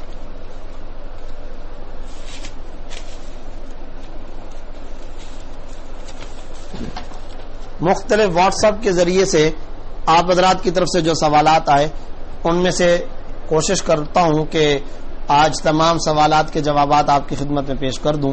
ایک سوال پوچھا گیا لیکن اس میں بھی تفصیل سے دیکھنے کے بعد یہ پتہ چل رہا ہے کہ بہت کم ہے جس کے اندر ملک کا نام یا شہر کا نام لکھا گیا ہے. درسقرآن.com کی طرف سے اور اس کی انتظامیہ کی طرف سے اس کی بہت زیادہ تاکید کی جاتی ہے کہ جتنے حضرات بھی سوالات لکھیں وہ لازمی طور پہ چاہے فیس بک کے اندر، چاہے ان باکس کے اندر بھیجیں، چاہے ویب سائٹ پر، چاہے واٹس ایپ کے ذریعے سے اپنا نام، اپنے ملک کا نام ضرور درج کیا کریں. ایک سوال پوچھا گیا ہے بیوی شوہر کی بات اگر نہ مانے اور تعلقات خراب کرنے میں بیوی کی سوتیلی ماں کا ہاتھ ہو تو اس کے بارے میں شریعت کا کیا حکم ہے؟ یقیناً بیوی شوہر کی بات نہ مان کر، جائز بات نہ مان کر کے نافرمانی کی مرتکب ہو رہی ہے، حرام کی مرتکب ہو رہی ہے. اور دیکھنا چاہیے کہ اگر ایسا معاملہ ہے جس کو ماننا شرعاً بھی اس پر لازم ہے پھر بھی اگر بیوی بات نہیں مانتی ہے تو پھر تو وہ دو قسم کے جرائم کی مرتکب ہو رہی ہے. ایک جرم اللہ رب العزت کے حکم کو توڑ کر، مثال کے طور پر شوہر کہتا ہے بیوی کو کہ نماز ادا کرو، ظہر کے فرض ادا کرو. اب وہ ظہر کی نماز نہیں پڑھ رہی ہے. جب وہ ظہر کی نماز نہیں پڑھ رہی ہے تو ایک ہی وقت میں وہ دو قسم کے گناہ کما رہی ہے. اللہ کا کہ وہ مجرمہ بن رہی ہے کہ وہ اللہ رب العزت کا حکم نہیں مان رہی، اور اپنے شوہر کی بات نہ مان کر نافرمانی کر کے شوہر کی بھی وہ مجرمہ بن رہی ہے. لہٰذا اس وقت اس پر دو قسم کے گناہ ہوں گے. لیکن اگر کوئی ایسا معاملہ ہے جو حق اللہ یعنی فرائض اور واجبات سے تعلق نہیں رکھتا، ایک مباح معاملہ ہے، جائز معاملہ ہے، آپشنل معاملہ ہے، تو اس میں بھی حتی الامکان بیوی کو یہی کرنا چاہیے کہ وہ شوہر کی فرما بردار رہے اور شوہر کی بات مانے. زیادہ تر معاملات اور امور ایسے ہی ہوتے ہیں کہ شوہر کی بات بیوی کو ماننا شرعاً واجب اور لازم ہوتا ہے. اگر وہ نہیں مانے گی تو گناہگار ہوگی. اور پھر آپ نے کہا تعلقات خراب کرنے میں بیوی کی سوتیلی ماں کا ہاتھ ہے، تو بالکل غلط. اگر سوتیلی ماں یعنی ساس صاحبہ یا بیوی کی سوتیلی ماں اگر وہ یہ کام کر رہی ہے تو وہ حرام کا ارتکاب کر رہی ہے، ناجائز کا ارتکاب کر رہی ہے. شوہر کو شرعاً اس بات کی اجازت حاصل ہے کہ ایسی صورت میں وہ اپنی بیوی کو اس بات کا پابند بنا دے کہ وہ اپنی سوتیلی ماں سے نہ ملے، کیونکہ سوتیلی ماں سے اگر وہ ملتی ہے تو وہ تعلقات کو بگاڑتی ہے اور وہ تعلقات کو شوہر اور بیوی کے درمیان میں خراب کرتی ہے. تو شوہر کو پابند کرنے کا اختیار حاصل ہے. ایک سوال پوچھا گیا ہے کہ شوہر نے بیوی کو ایک طلاق دی، دوران عدت رجوع نہیں کیا، عدت گزر گئی، اب دوبارہ نکاح کرنا چاہتے ہیں تو نکاح کیسا ہوگا جبکہ شوہر ملک سے باہر ہے؟ یاد رکھیں اگر شوہر نے ایک طلاق دے دی تو اس کے بعد اسے عدت کے دوران رجوع کرنے کا اختیار تھا، لیکن اگر اس نے رجوع نہیں کیا اور عدت گزر گئی تو وہی رجعی طلاق اب بائنہ کے اندر تبدیل ہو گئی. کیا مطلب بائنہ کے اندر؟ یعنی نکاح ختم ہو گیا. اب معاملہ یہ کہ دوبارہ اگر یہ میاں بیوی کی طرح زندگی گزارنا چاہتے ہیں تو حلالہ کی ضرورت نہیں ہے. مسئلہ سمجھ رہے ہیں، حلالے کی ضرورت نہیں ہے. یہ کیا جا سکتا ہے کہ دوبارہ میاں بیوی نئے سرے سے نیا نکاح کر لیں تو نئے سرے سے نیا نکاح کر کے دوبارہ اکٹھے رہ سکتے ہیں اور میاں بیوی کی طرح حسب سابق زندگی گزار سکتے ہیں. تاہم ایسی صورت میں آئندہ کے لیے شوہر کو صرف 2 طلاقوں کا اختیار ہوگا کیونکہ ایک طلاق وہ پہلے دے چکا ہے. امید ہے کہ مسئلہ واضح ہو گیا ہوگا. جہاں تک اس بات کا تعلق ہے کہ شوہر ملک سے باہر ہے تو کوئی حرج کی بات نہیں ہے. وہ اگر دوبارہ میاں بیوی کی طرح زندگی گزارنا چاہتے ہیں تو اس کے لیے یعنی نکاح کرنا چاہتے ہیں تو اس کے لیے شوہر کو یہ اختیار حاصل ہے کہ وہ ملک سے باہر رہتے ہوئے جہاں اپنے کسی ریلیٹو کو، کسی بھی فرد کو نکاح کا وکیل بنا دے تو وہ نکاح کا وکیل بنا دے گا. تو جو خاتون یہاں پر جو اس کی بیوی موجود ہے، سابقہ بیوی جو مطلقہ ہو چکی ہے، جس کو ایک طلاق دے چکا ہے، تو اس کے ساتھ اس کا وکیل نکاح کا ایجاب و قبول کر لے اور جب ایجاب و قبول کر لے گا تو یہ حسب سابق میاں بیوی کی طرح زندگی گزار سکتے ہیں. ایک سوال پوچھا گیا ہے کہ اگر پڑوس میں کوئی سورہ مزمل کے ختم کے لیے بلائے تو جانا چاہیے یا نہیں، خاص کر سفر کے مہینے میں؟ سورہ مزمل کی تلاوت کرنا اچھی بات ہے، کرنا چاہیے، لیکن اس کو سفر کے مہینے کے ساتھ خاص کرنا اور یہ سمجھنا کہ اس ڈیٹ اس دن کے ساتھ یہ خاص ہے تو یہ خلاف اصل ہے، شریعت میں اس کا کوئی ثبوت نہیں ہے، قرآن و حدیث سے اس کا کوئی ثبوت نہیں ہے، اس لیے مسئلہ واضح کرنا چاہیے اور ایسے کسی ختم کے اندر شرکت بھی نہیں کرنی چاہیے تاکہ اس طرح کے بدعت کے جو معاملات ہیں ان میں تعاون نہ ہو اور آپ کی شرکت نہ ہو، ایسے کسی معاملے کے اندر شریک نہیں ہونا چاہیے، اور ان کو واضح کرنا چاہیے کہ سفر کے بارے میں جو آپ یہ سورہ مزمل کا ختم کروا رہی ہیں وہ اسی وجہ سے کروا رہی ہیں کہ آپ کے دماغ کے اندر یہ بات ہے سفر کا مہینہ منحوس ہے، تو یاد رکھیں سفر کا مہینہ شرعاً کوئی منحوس نہیں ہوتا۔ آپ صلی اللہ علیہ وسلم نے ترمذی کی روایت میں بڑی وضاحت کے ساتھ فرمایا لا عدوا ولا سفرا ولا حامہ، یعنی جمعرات کے دن مردے کی روح گھر پر آتی ہے اور وہ چکر لگاتی ہے، زمانہ جاہلیت کے اندر بھی اس کا تصور تھا، تو آپ صلی اللہ علیہ وسلم نے فرمایا اس کی کوئی حیثیت اور ویلیو نہیں۔ اور سفر کے بارے میں بعض لوگ سمجھتے تھے کہ سفر منحوس ہوتا ہے، تو فرمایا لا سفر، اس کے بارے میں بدعقیدگی رکھنا غلط ہے، کوئی منحوس نہیں ہے، اس میں کوئی نوست نہیں ہے۔ لا عدوا، مرض کا تعدیہ یعنی مرض ایک سے دوسرے کی طرف منتقل ہونا، فرمایا اس کی بھی کوئی ویلیو کوئی حیثیت نہیں ہے۔ یہ آپ صلی اللہ علیہ وسلم نے کئی احادیث کے اندر واضح طور پر فرما دیا ہے، اس لیے عقیدے کو درست کرنا چاہیے اور حکمت کے ساتھ موعظہ حسنہ کے ساتھ دوسرے کو یعنی پڑوس کو سمجھانا چاہیے۔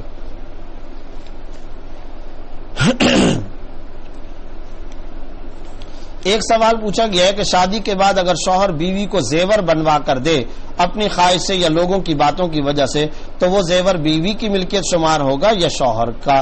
زیور دیتے وقت کوئی وضاحت نہیں کی تھی، اس زیور کی زکوٰۃ کس کے ذمہ ہوگی؟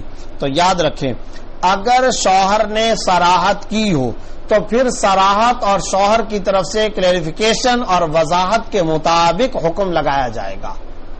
سمجھ رہے اس مسئلے کو؟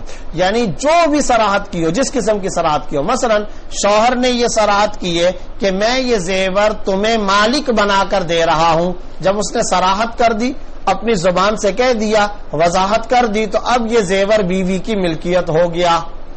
اور اگر شوہر نے یہ صراحت کر دی کہ میں تمہیں یہ زیور دے رہا ہوں استعمال کرنے کے لیے، پہنو، استعمال کرو، شادی بیاہ وغیرہ خوشی وغیرہ کے مواقع پر جاؤ، لیکن میں نے تمہیں مالک نہیں بنایا، یہ صراحت کر رکھی ہے، تو پھر ایسی صورت میں شوہر کی صراحت کا اعتبار ہوگا اور بیوی اس کی مالکہ نہیں ہوگی، شوہر اس کا مالک ہوگا۔ دو صورتیں ہو گئی۔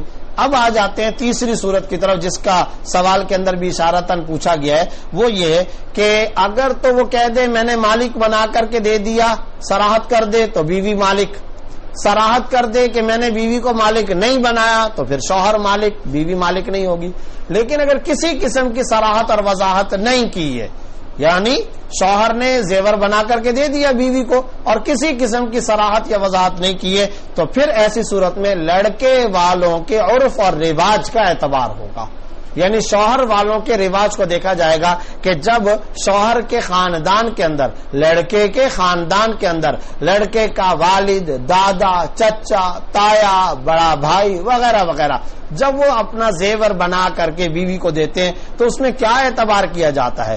اگر اس کے عرف کے اندر یہ معاملہ ہوتا ہے کہ یہ بیوی کی ملکیت شمار ہوتا ہے تو پھر یہ زیور بیوی کی ملکیت ہو جائے گا، اور اگر وہ بیوی کی ملکیت کاؤنٹ نہیں کیا جاتا، ان کے رواج، ان کے عرف، ان کے قبیلے، ان کی کمیونٹی، ان کی برادری کے اندر یہ جو زیور شوہر بنا کر کے دیتا ہے یہ شوہر ہی کی ملکیت رہتا ہے، تو پھر ایسی صورت میں یہ شوہر کی ملکیت ہوگا، بیوی کی ملکیت نہیں ہوگا، اور جس صورت میں جس کی ملکیت میں یہ آ رہا ہے اسی پر اس کو زکوٰۃ ادا کرنا لازم ہے۔ ایک سوال پوچھا گیا ہے منہ دکھائی میں دیے گئے زیور کس کا شمار ہوگا جبکہ کسی قسم کی کوئی وضاحت نہ کی گئی ہو؟ اس میں تو عام طور پر بیوی کی ملکیت شمار ہوتا ہے، البتہ یہ منہ دکھائی کی جو رسم ہے اس سے اعتراض کرنا چاہیے، یہ جو منہ دکھائی کی رسم کی پابندی کرنا یہ شرعاً درست نہیں ہے۔ ہاں اگر کوئی تحفہ یا ہدیہ دیتا ہے تو اس میں کوئی حرج نہیں۔ ایک سوال پوچھا گیا ہے کہ ہم سعودیہ میں رہتے ہیں، ہنڈی کے ذریعے پیسے بھیجتے ہیں، یہ سود شمار ہوتا ہے یا نہیں؟ ہنڈی کے ذریعے پیسے بھیجنے میں شرعاً کوئی حرج نہیں ہے، یہ سود کے زمرے میں نہیں آتا، البتہ قانون کی پابندی بہرحال کرنی چاہیے، قانون کی خلاف ورزی کرنے سے اعتراض کرنا چاہیے۔ ڈیرا غازی خان سے محمد نعیم صاحب نے پوچھا ہے وٹا سٹا میں اگر حق مہر سب کا علیحدہ علیحدہ ہو تو اس کا کیا حکم ہے؟ ہم نے 1 سال پہلے رشتہ دیا تھا، اس وقت وٹا سٹا کی کوئی بات طے نہیں ہوئی تھی، اب ہمیں ان سے رشتہ لینے کا ارادہ ہے، آپ کی رائے کیا ہے؟ یاد رکھیں اگر وٹا سٹا میں مہر دونوں جوڑوں کا علیحدہ علیحدہ ہو، یعنی دونوں کا علیحدہ علیحدہ مہر طے کیا گیا ہو، تو پھر ایسی صورت میں یہ نکاح شرعاً بالکل درست ہو جائے گا، اس نکاح کے اندر کوئی حرج کی بات نہیں۔ مگر آج کل یاد رکھیں کہ اس کے جو نتائج ہوتے ہیں وٹا سٹا کے وہ بڑے خطرناک نکلتے ہیں، تو اگر تو ہم آہنگی چل رہی ہو اور اس کے تجربہ ہو اور گھر کے افراد آپس کے اندر مطمئن ہو تو ٹھیک ہے، اور اگر ہم آہنگی نہ ہو تو پھر ایک کی وجہ سے دوسرے کو نقصان پہنچایا جاتا ہے، اس لیے عام طور پر اس سے منع کیا جاتا ہے۔ لیکن شرعاً اگر مہر علیحدہ علیحدہ مقرر کیا گیا ہے تو یہ نکاح بلا کراہت شرعی اعتبار سے بہرحال درست ہو جائے گا۔ نزاکت علی صاحب نے پوچھا ہے میں 2 سال سے بہت تکلیف میں ہوں، دل بہت زور زور سے دھڑکتا ہے، دل میں درد ہوتا ہے، ہر وقت عجیب خیالات آتے ہیں، ڈر لگا رہتا ہے، 1 منٹ بھی سکون نہیں ملتا، ہر وقت پریشانی اور تکلیف رہتی ہے۔ اللہ رب العزت سے مانگیں، اور اگر کوئی دل کی یا سانس کی یا کسی قسم کی کوئی تکلیف ہو تو اس کا علاج کرانا چاہیے، ساتھ ہی ساتھ اللہ تعالیٰ سے مانگتے رہیں، انشاءاللہ اللہ رب العزت شفا عطا فرمائیں گے۔ بعض اوقات بلڈ پریشر کا بھی مسئلہ ہوتا ہے جس کی وجہ سے ہوتا ہے، تو اس سلسلے میں بھی بہت ساری دعائیں، بسم اللہ الکبیر اعوذ باللہ العظیم من شر عرق النار ومن شر حر النار او کما جاء فی الحدیث، یہ دعا ہے، اس طرح اور بھی بہت ساری دعائیں ہیں، تو ان کا اہتمام کرنا چاہیے۔ ابراہیم شاہ صاحب نے کراچی سے پوچھا ہے ایک شخص عصر کو سویا، مغرب سے قریب آنکھ کھلی، اس نے عصر کی نماز پڑھ لی، تو کیا اس کی نماز ہو گئی یا نہیں؟ جی ہاں، اس کی نماز ہو گئی۔ یہ اگر سورج غروب ہونے سے پہلے نماز مکمل کر لی تھی تو بھی نماز درست ہو گئی، لیکن اگر نماز پڑھ رہا تھا اور نماز کے درمیان میں سورج غروب ہوا ہو تو بھی یہ عصر کی نماز، یہ والی عصر کی نماز بہرحال ادا ہو جائے گی، لیکن یاد رکھیں کہ اتنی زیادہ تاخیر کرنے کی وجہ سے یہ شخص گناہگار ہوگا اور اس گناہ سے بچنا ضروری ہے۔ اور اگر صورتحال یہ ہے کہ سورج غروب ہونے سے پہلے بھی نہیں پڑھی اور نماز ادا کر رہا تھا کہ درمیان میں سورج غروب ہو گیا، تو ایسی صورت میں بھی بہرحال یہ علی اثر ادا ہو گئی۔ اور اگر تیسری صورت ہے اور وہ یہ کہ سورج غروب ہونے کے بعد ادا کی ہے، تو پھر یاد رکھیں یہ عصر کی نماز جو ہے ادا نہیں ہوگی بلکہ قضا شمار ہوگی، اور ظاہر ہے کہ نماز کو قضا کرنے کا جو گناہ ہے وہ سر پر ہوگا، وہ لازم ہوگا۔ شہداد پور سے محمد صدیق بھٹی صاحب جو مدینہ منورہ میں رہتے ہیں، وہاں سے انہوں نے یہ پوچھا ہے میرے بہت سارے رشتہ دار فلاں مکتب فکر کے ہیں، 10 سال پہلے میں نے 2 دفعہ ان کی نماز جنازہ 5 تکبیر والی پڑھ لی تھی، اور میں نے توبہ بھی کر لی، ایمان کی تجدید بھی کی تھی، اب اس کا کوئی کفارہ تو نہیں؟ تجدید نکاح وغیرہ ضروری ہے یا نہیں؟ نہیں، تجدید نکاح کوئی ضروری نہیں ہے۔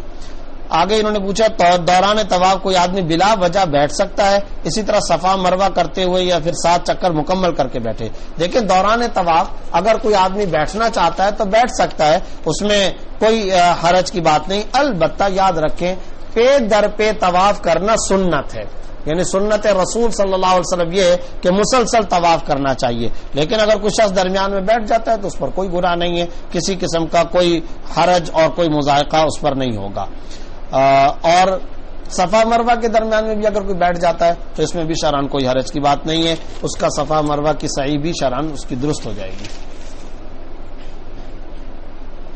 انہوں نے پوچھا دوران طواف وضو ٹوٹ جائے تو طواف شروع سے کرے یا بقیہ کو پورا کرے؟ نہیں، شروع سے کرنا ضروری نہیں ہے، بقیہ طواف پورا کرے، اور اگر البتہ طواف کے صرف 4 چکر یعنی 4 چکر ابھی نہیں کیے، 4 چکر سے پہلے وضو ٹوٹا ہو تو پھر ایسی صورت میں بہتر یہ ہوتا ہے کہ طواف از سر نو شروع کرے، لیکن یہ محض بہتر ہے، کوئی شرعاً فرض واجب ضروری نہیں ہے، جہاں وضو ٹوٹا وہیں سے جا کر کے آپ وضو کریں اور وہیں سے بقیہ طواف آپ اپنا مکمل کریں۔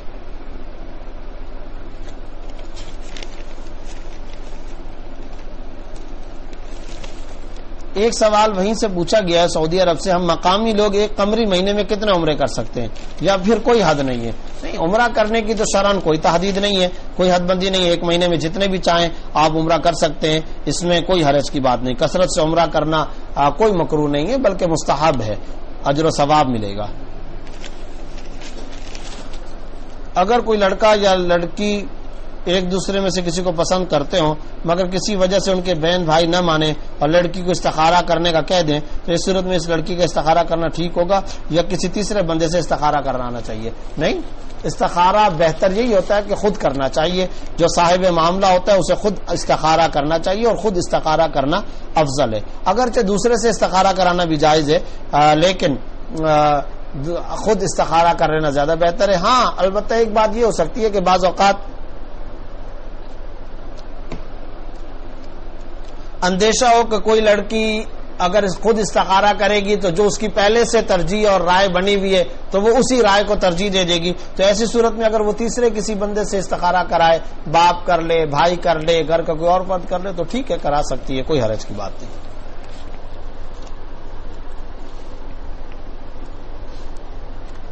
خرگوش کے بارے میں سوال پوچھا گیا ہے کہ شرعاً خرگوش حلال ہے یا حرام ہے؟ حلال ہے، اس میں کوئی حرج نہیں ہے، کھا سکتے ہیں. صحابہ کرام سے کتاب الاطعمہ کے اندر، ترمذی کے اندر بہت ساری روایتیں موجود ہیں جس میں باقاعدہ صحابہ کرام سے اس کا شکار کرنا ثابت ہے، پکانا ثابت ہے، کھانا ثابت ہے. حضرت خالد بن ولید رضی اللہ تعالیٰ عنہ سے، حضرت ابن عباس رضی اللہ تعالیٰ عنہ سے، حضرت عدی رضی اللہ تعالیٰ عنہ سے، ان صحابہ کرام سے ثابت ہے. اسامہ نذیر صاحب نے کویت سے یہ مسئلہ پوچھا ہے، موت کے بعد کتنے دن تک تعزیت کی جائے؟ اہل عرب 3 دن تک کرتے ہیں لیکن انڈیا پاکستان میں بہت سارے لوگ 10 دن 40 دن اور پھر ہر سال میت کا دن مناتے ہیں. ایسا کرنا درست ہے یا نہیں؟ دیکھیں 3 دن تک تعزیت کرنا سنت سے ثابت ہے.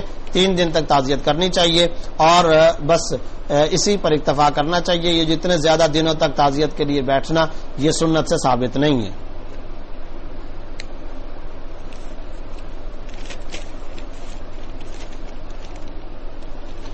ایک سوال پوچھا گیا ہے، عشرہ مبشرہ کو عشرہ مبشرہ کیوں کہا جاتا ہے؟ ان کو جنت کی بشارت کسی خاص مقام پر دی گئی تھی یا علیحدہ علیحدہ مواقع پر؟ اس کی تفصیل کہاں مل سکتی ہے؟ دیکھیں متعدد احادیث موجود ہیں.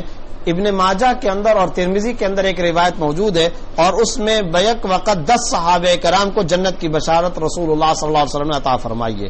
عن عبد الرحمن ابن عوف رضی اللہ عنہ ان النبی صلی اللہ علیہ وسلم قال ابو بکر فی الجنہ وعمر فی الجنہ وعثمان فی الجنہ وعلی فی الجنہ وطلحہ فی الجنہ والزبیر فی الجنہ وعبد الرحمن ابن عوف فی الجنہ وسعد بن ابی وقاص فی الجنہ وسعید بن زید فی الجنہ وابو عبیدہ بن الجراح فی الجنہ.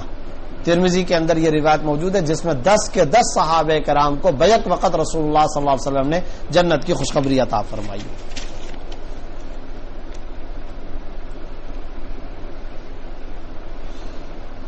ایک سوال پوچھا گیا ہے کہ یہ سوال 29 اکتوبر کو پوچھا تھا، جواب نہیں ملا، اس کا جواب ضرور دیں. میری بہن کی زندگی کا مسئلہ ہے. لڑکی کا رشتہ والدین نے بچپن میں کر دیا تھا. دونوں جب بڑے ہوئے تو ان کا آپس میں میچ نہیں ہو رہا تھا. لڑکی حیا کی وجہ سے بول نہیں سکتی. اس بارے میں کیا حکم ہے؟ کیا یہ لڑکی اس لڑکے سے شادی کر لے یا پھر انکار کر دے؟ انکار کی صورت میں لڑکی زندگی بھر والدین کے گھر بھی بیٹھ سکتی ہے اور شادی کی صورت میں زندگی اجیرن ہو سکتی ہے. سوال یہ پیدا ہوتا ہے کہ انکار کی صورت میں زندگی بھر کیوں بیٹھ سکتی ہے؟ یہ خلاف شریعت، فرسودہ، ہندوانہ اور حرام رسم اور رواج کو کون ختم کرے گا؟ کیوں بیٹھ سکتی ہے گھر پہ؟ یہی بات غلط ہے. اگر ایک لڑکی کو طلاق بھی ہو جاتی ہے تو یہ کیا بات ہو گئی کہ اس کو گھر پر بٹھا دیا جائے؟ جس علاقے کے اندر یہ رواج ہو، جو سوال پوچھنے والے ہیں انہیں کھڑے ہونا چاہیے اور اس طرح کی رسومات بد سے، ہندوانہ رواجوں سے احتراز کرنا چاہیے، کمپین چلانی چاہیے، حکمت کے ساتھ، موعظہ حسنہ کے ساتھ لوگوں کو سمجھانا چاہیے. غلط اور خلاف شریعت اپنے طور پر فرسودہ وبال اور فرسودہ روایات ہیں جو ہم نے اپنے سروں پر بوجھ کے طور پر لاد کر کے رکھیں. ان کا اسلام سے، قرآن و شریعت سے کوئی تعلق نہیں ہے. لہٰذا اس کے خلاف جہاد کرنا چاہیے، اویئرنیس پیدا کرنی چاہیے، لوگوں کو سمجھانا چاہیے. اور جہاں تک فقہی اعتبار سے مسئلے کا تعلق ہے تو یاد رکھیں، اگر لڑکے یا لڑکی کا نکاح بچپن میں اس کے باپ یا دادا نے کیا ہو تو پھر یاد رکھیں جوان ہونے کے بعد، بالغ ہونے کے بعد بھی وہ اس نکاح کو رد نہیں کر سکتے. یعنی چاہے میچ ہو یا میچ نہ ہو، اگر نکاح والد نے کیا تھا یا دادا نے کیا تھا، اور چاہے یعنی حمزات سے کیا ہو یا کسی اور سے کر لیا ہو، ہر صورت میں وہ نکاح اب رد نہیں ہو سکتا، نکاح صحیح ہے اور بالغ ہونے کے بعد اب وہ اس نکاح کو ختم بھی نہیں کر سکتے۔ تاہم اگر یہ معاملہ ہو کہ لڑکی کسی صورت میں بھی جانے پر راضی نہ ہو تو پھر ایسی صورت میں لڑکے سے طلاق دلوائی جائے، یا طلاق کا معاملہ کیا جائے یا خلا کا معاملہ کیا جائے۔ طلاق اور خلا کے ذریعے سے اس نکاح کو ختم کر سکتے ہیں، پھر اس کے بعد عورت کی جہاں چاہے دوسری جگہ آپ شادی کر سکتے ہیں۔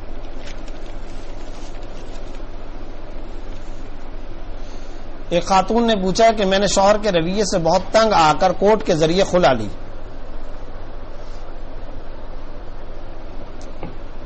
جس پر شوہر کے سائن نہیں ہے۔ شوہر کورٹ پیشی میں ایک بار بھی حاضر نہیں ہوا، کورٹ کا نوٹس انہوں نے وصول کر لیا تھا، میرے پاس خلا کا لیٹر آ گیا ہے۔ پوچھنا یہ کہ میں آزاد ہوں یا شوہر سے سائن لینا ضروری ہے، اور میری عدت کب سے شروع ہوگی اور کتنے دن تک عدت ہوگی؟ یاد رکھیں، اس سلسلے میں ایک بات سمجھ لیں، خلا کے لیے چاروں اماموں کے نزدیک شوہر کی رضامندی شرط ہے۔ جب تک شوہر راضی نہیں ہوگا اور جب تک شوہر اجازت نہ دے شرعاً خلا درست نہیں ہوتا۔ خلا کے بارے میں صاحب مبسوط علامہ سرخسی رحمۃ اللہ علیہ نے واضح طور پر اپنی ایک عبارت کے اندر لکھا ہے کہ اس پر تمام ائمہ کا اتفاق ہے، چاروں اماموں کا اس پر اتفاق ہے، جب تک شوہر راضی نہیں ہوگا خلا درست نہیں ہو سکتا۔ یہ مسئلہ تو سمجھ لیں۔ اب آ جاتا ہے وہ مسئلہ جو آج کل ہمارے ہاں عدالتی یک طرفہ خلا کا رواج چلا ہوا ہے، تو سوال یہ پیدا ہوتا ہے کہ یہ جو یک طرفہ عدالتی خلا کا فیصلہ اور خلا کی ڈگری جاری کر دی جاتی ہے، شرعی اعتبار سے یہ درست ہے یا نہیں؟ تو بطور خلا کے تو درست نہیں ہوتی، کیونکہ میں نے بتا دیا جب تک کہ شوہر راضی نہ ہو خلا درست نہیں ہو سکتا۔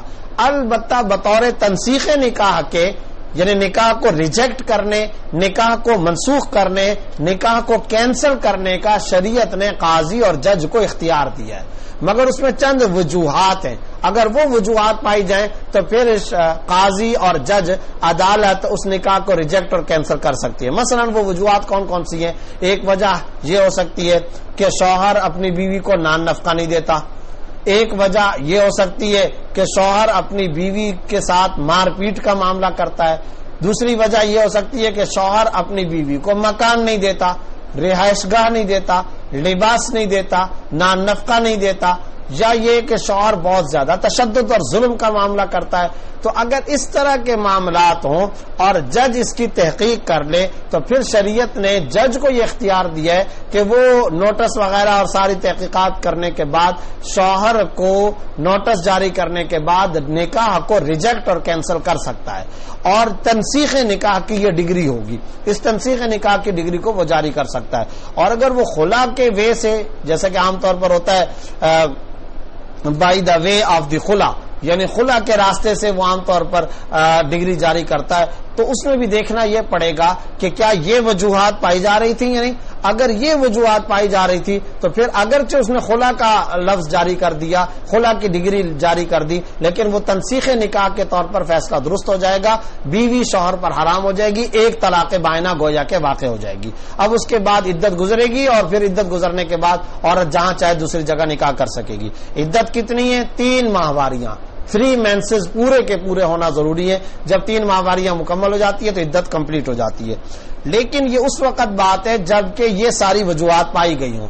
اب جو مسئلہ اس خاتون صاحبہ نے پوچھا ہے، ان کو اور خلا کے معاملات کے اندر ہم عام طور پر اس وقت تک فتویٰ نہیں دیتے جب تک کہ خلا کے وہ سارے کے سارے پیپر ہمارے سامنے نہ آ جائیں۔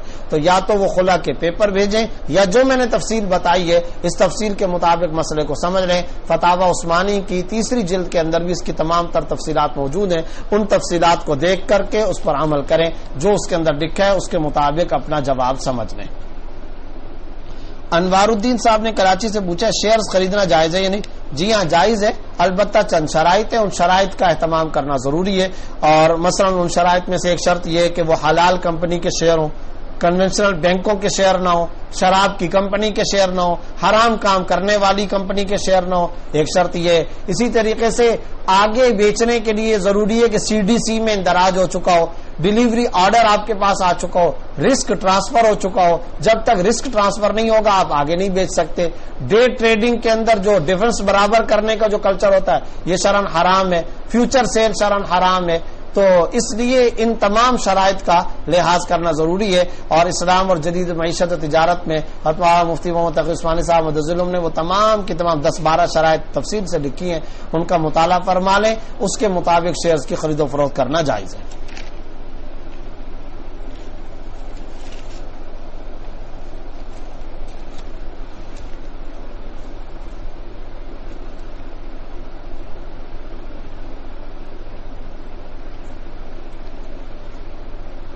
ایک صاحب نے پوچھا میں پہلی بار عمرے پر جا رہا ہوں، ترتیب اور فرائض بتا دیں۔ عمرے کے بارے میں تو یاد رکھیں کہ اس کے بنیادی طور پر 2 فرائض ہیں، نمبر 1 طواف، نمبر 2 صفا مروہ کی سعی۔ طواف یعنی 7 چکر لگانے، اور اس کے ساتھ ساتھ صفا مروہ کی سعی کرنی ہے۔ یہ 2 کام کر لیے تو عمرہ مکمل ہو گیا۔ شروع میں نیت کر لیں، نیت کرنا ضروری ہے، احرام باندھنا یہ ضروری ہے، یہ فرائض اور واجبات ہیں، ان پر عمل کر لیں، عمرہ مکمل ہو جائے گا۔ آج کل عمرہ اور حج کے آسان طریقوں پر مشتمل مختلف کتابیں بھی بازار کے اندر موجود ہیں، کوئی کتاب بھی آپ لے لیں اور اس کے مطابق کر لیں تاکہ آسانی کے ساتھ آپ کو عمرہ ادا ہو جائے۔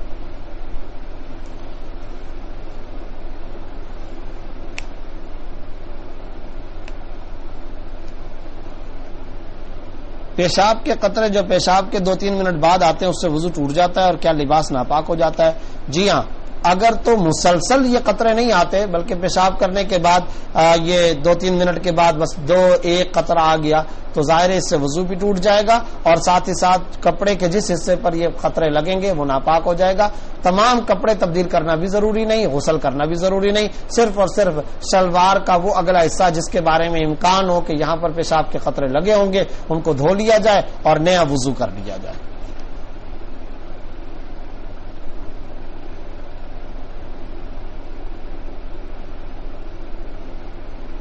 عبداللہ صاحب نے قطر سے یہ مسئلہ پوچھا ہے، میں نے ایک کمپنی میں 2 لاکھ روپے لگائے ہیں، وہ تجارت کرے گی، مجھے منافع میں سے 40% دے گی، 2 سال کے بعد اگر میں نکلنا چاہوں تو کمپنی میری اصل رقم پورا واپس کر دے گی، تو اس کمپنی میں پیسہ لگانا جائز ہے؟ کمپنی کا نام ہے ہیرا اسلامک بزنس گروپ۔ سب سے پہلی بات تو یہ کہ یہ شرط لگانا کہ جب آپ نکلنا چاہیں گے تو آپ کو آپ کی پوری اصل رقم دے دی جائے گی، یہ ناجائز شرط ہے، یہ شرط ناجائز ہے، اس سے اعتراض کرنا ضروری ہے۔ باقی رہ گئی کہ یہ بات کہ یہ گروپ ہے اور کمپنی اس کے اندر، یاد رکھیں اس طرح کی کمپنیوں کے بارے میں صرف 1-2 باتیں معلوم کر کے فتویٰ نہیں دیا جا سکتا، جب تک کہ ان کا پورا پراسپیکٹس اور پورے کا پورا تعارف سامنے نہ آئے اس وقت تک ان کے بارے میں کوئی حتمی فتویٰ نہیں دیا جا سکتا۔ اگر ریح خارج ہو جائے تو صرف وضو کرنا ہوگا، یہ استنجا کرنا بھی ضروری ہے؟ نہیں، صرف وضو کرنا ہوگا۔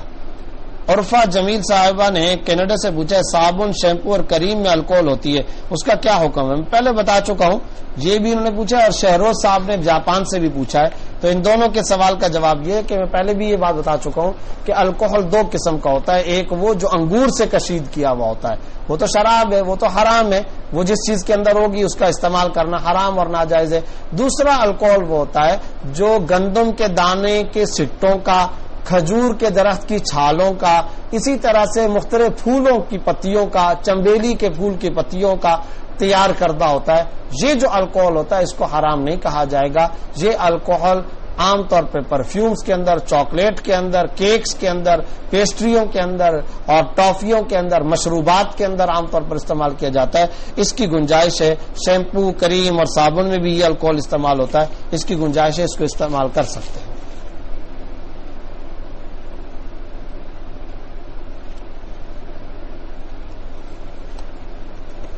عمرے کے بارے میں جو مسئلہ پوچھا گیا تھا اس کے بارے میں یہ بات بھی بتا دوں کہ جیسے کہ میں نے تفصیل تو بتا ہی دی ہے، عمرے کے اندر فرائض فقہی اعتبار سے 2 ہیں، ایک احرام ہے اور دوسرا طواف ہے، یعنی احرام باندھنا یہ فرض ہے اور طواف کرنا یہ فرض ہے۔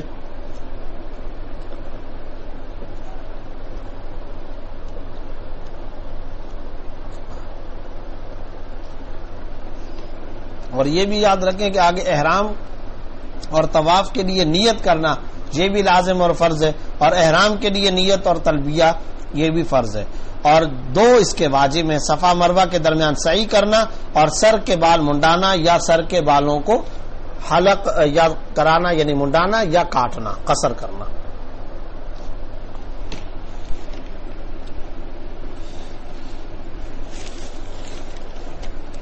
بحرین سے واجد محمود صاحب نے پوچھا ہے پہلی 2 رکعتیں جماعت سے رہ جائیں، بعد میں ان کو لوٹاتے ہوئے سورہ فاتحہ کے ساتھ سورت بھی پڑھیں گے؟ جی ہاں، جب پہلی 2 رکعتیں جماعت سے رہ جائیں، جب آپ کھڑے ہوں گے تو اس وقت آپ پہلی رکعت کے اندر ثنا پڑھیں گے، پھر سورہ فاتحہ پڑھیں گے اور پھر اس کے بعد سورت پڑھیں گے۔ تو جب آپ کھڑے ہوتے ہیں تو یاد رکھیں بقیہ نماز ادا کرنے کے لیے جو بقیہ رکعتیں آپ پڑھتے ہیں وہ آپ کی نماز کی پہلی رکعتیں ہو جاتی ہیں۔ پہلی ایک رکعت رہی ہے تو وہ پہلی رکعت بن جائے گی، اور اگر 2 رکعتیں رہ گئی تھی تو وہ پہلی 2 ہو جائیں گی، اور ان میں سورہ فاتحہ اور سورت پڑھنا ضروری ہوگا۔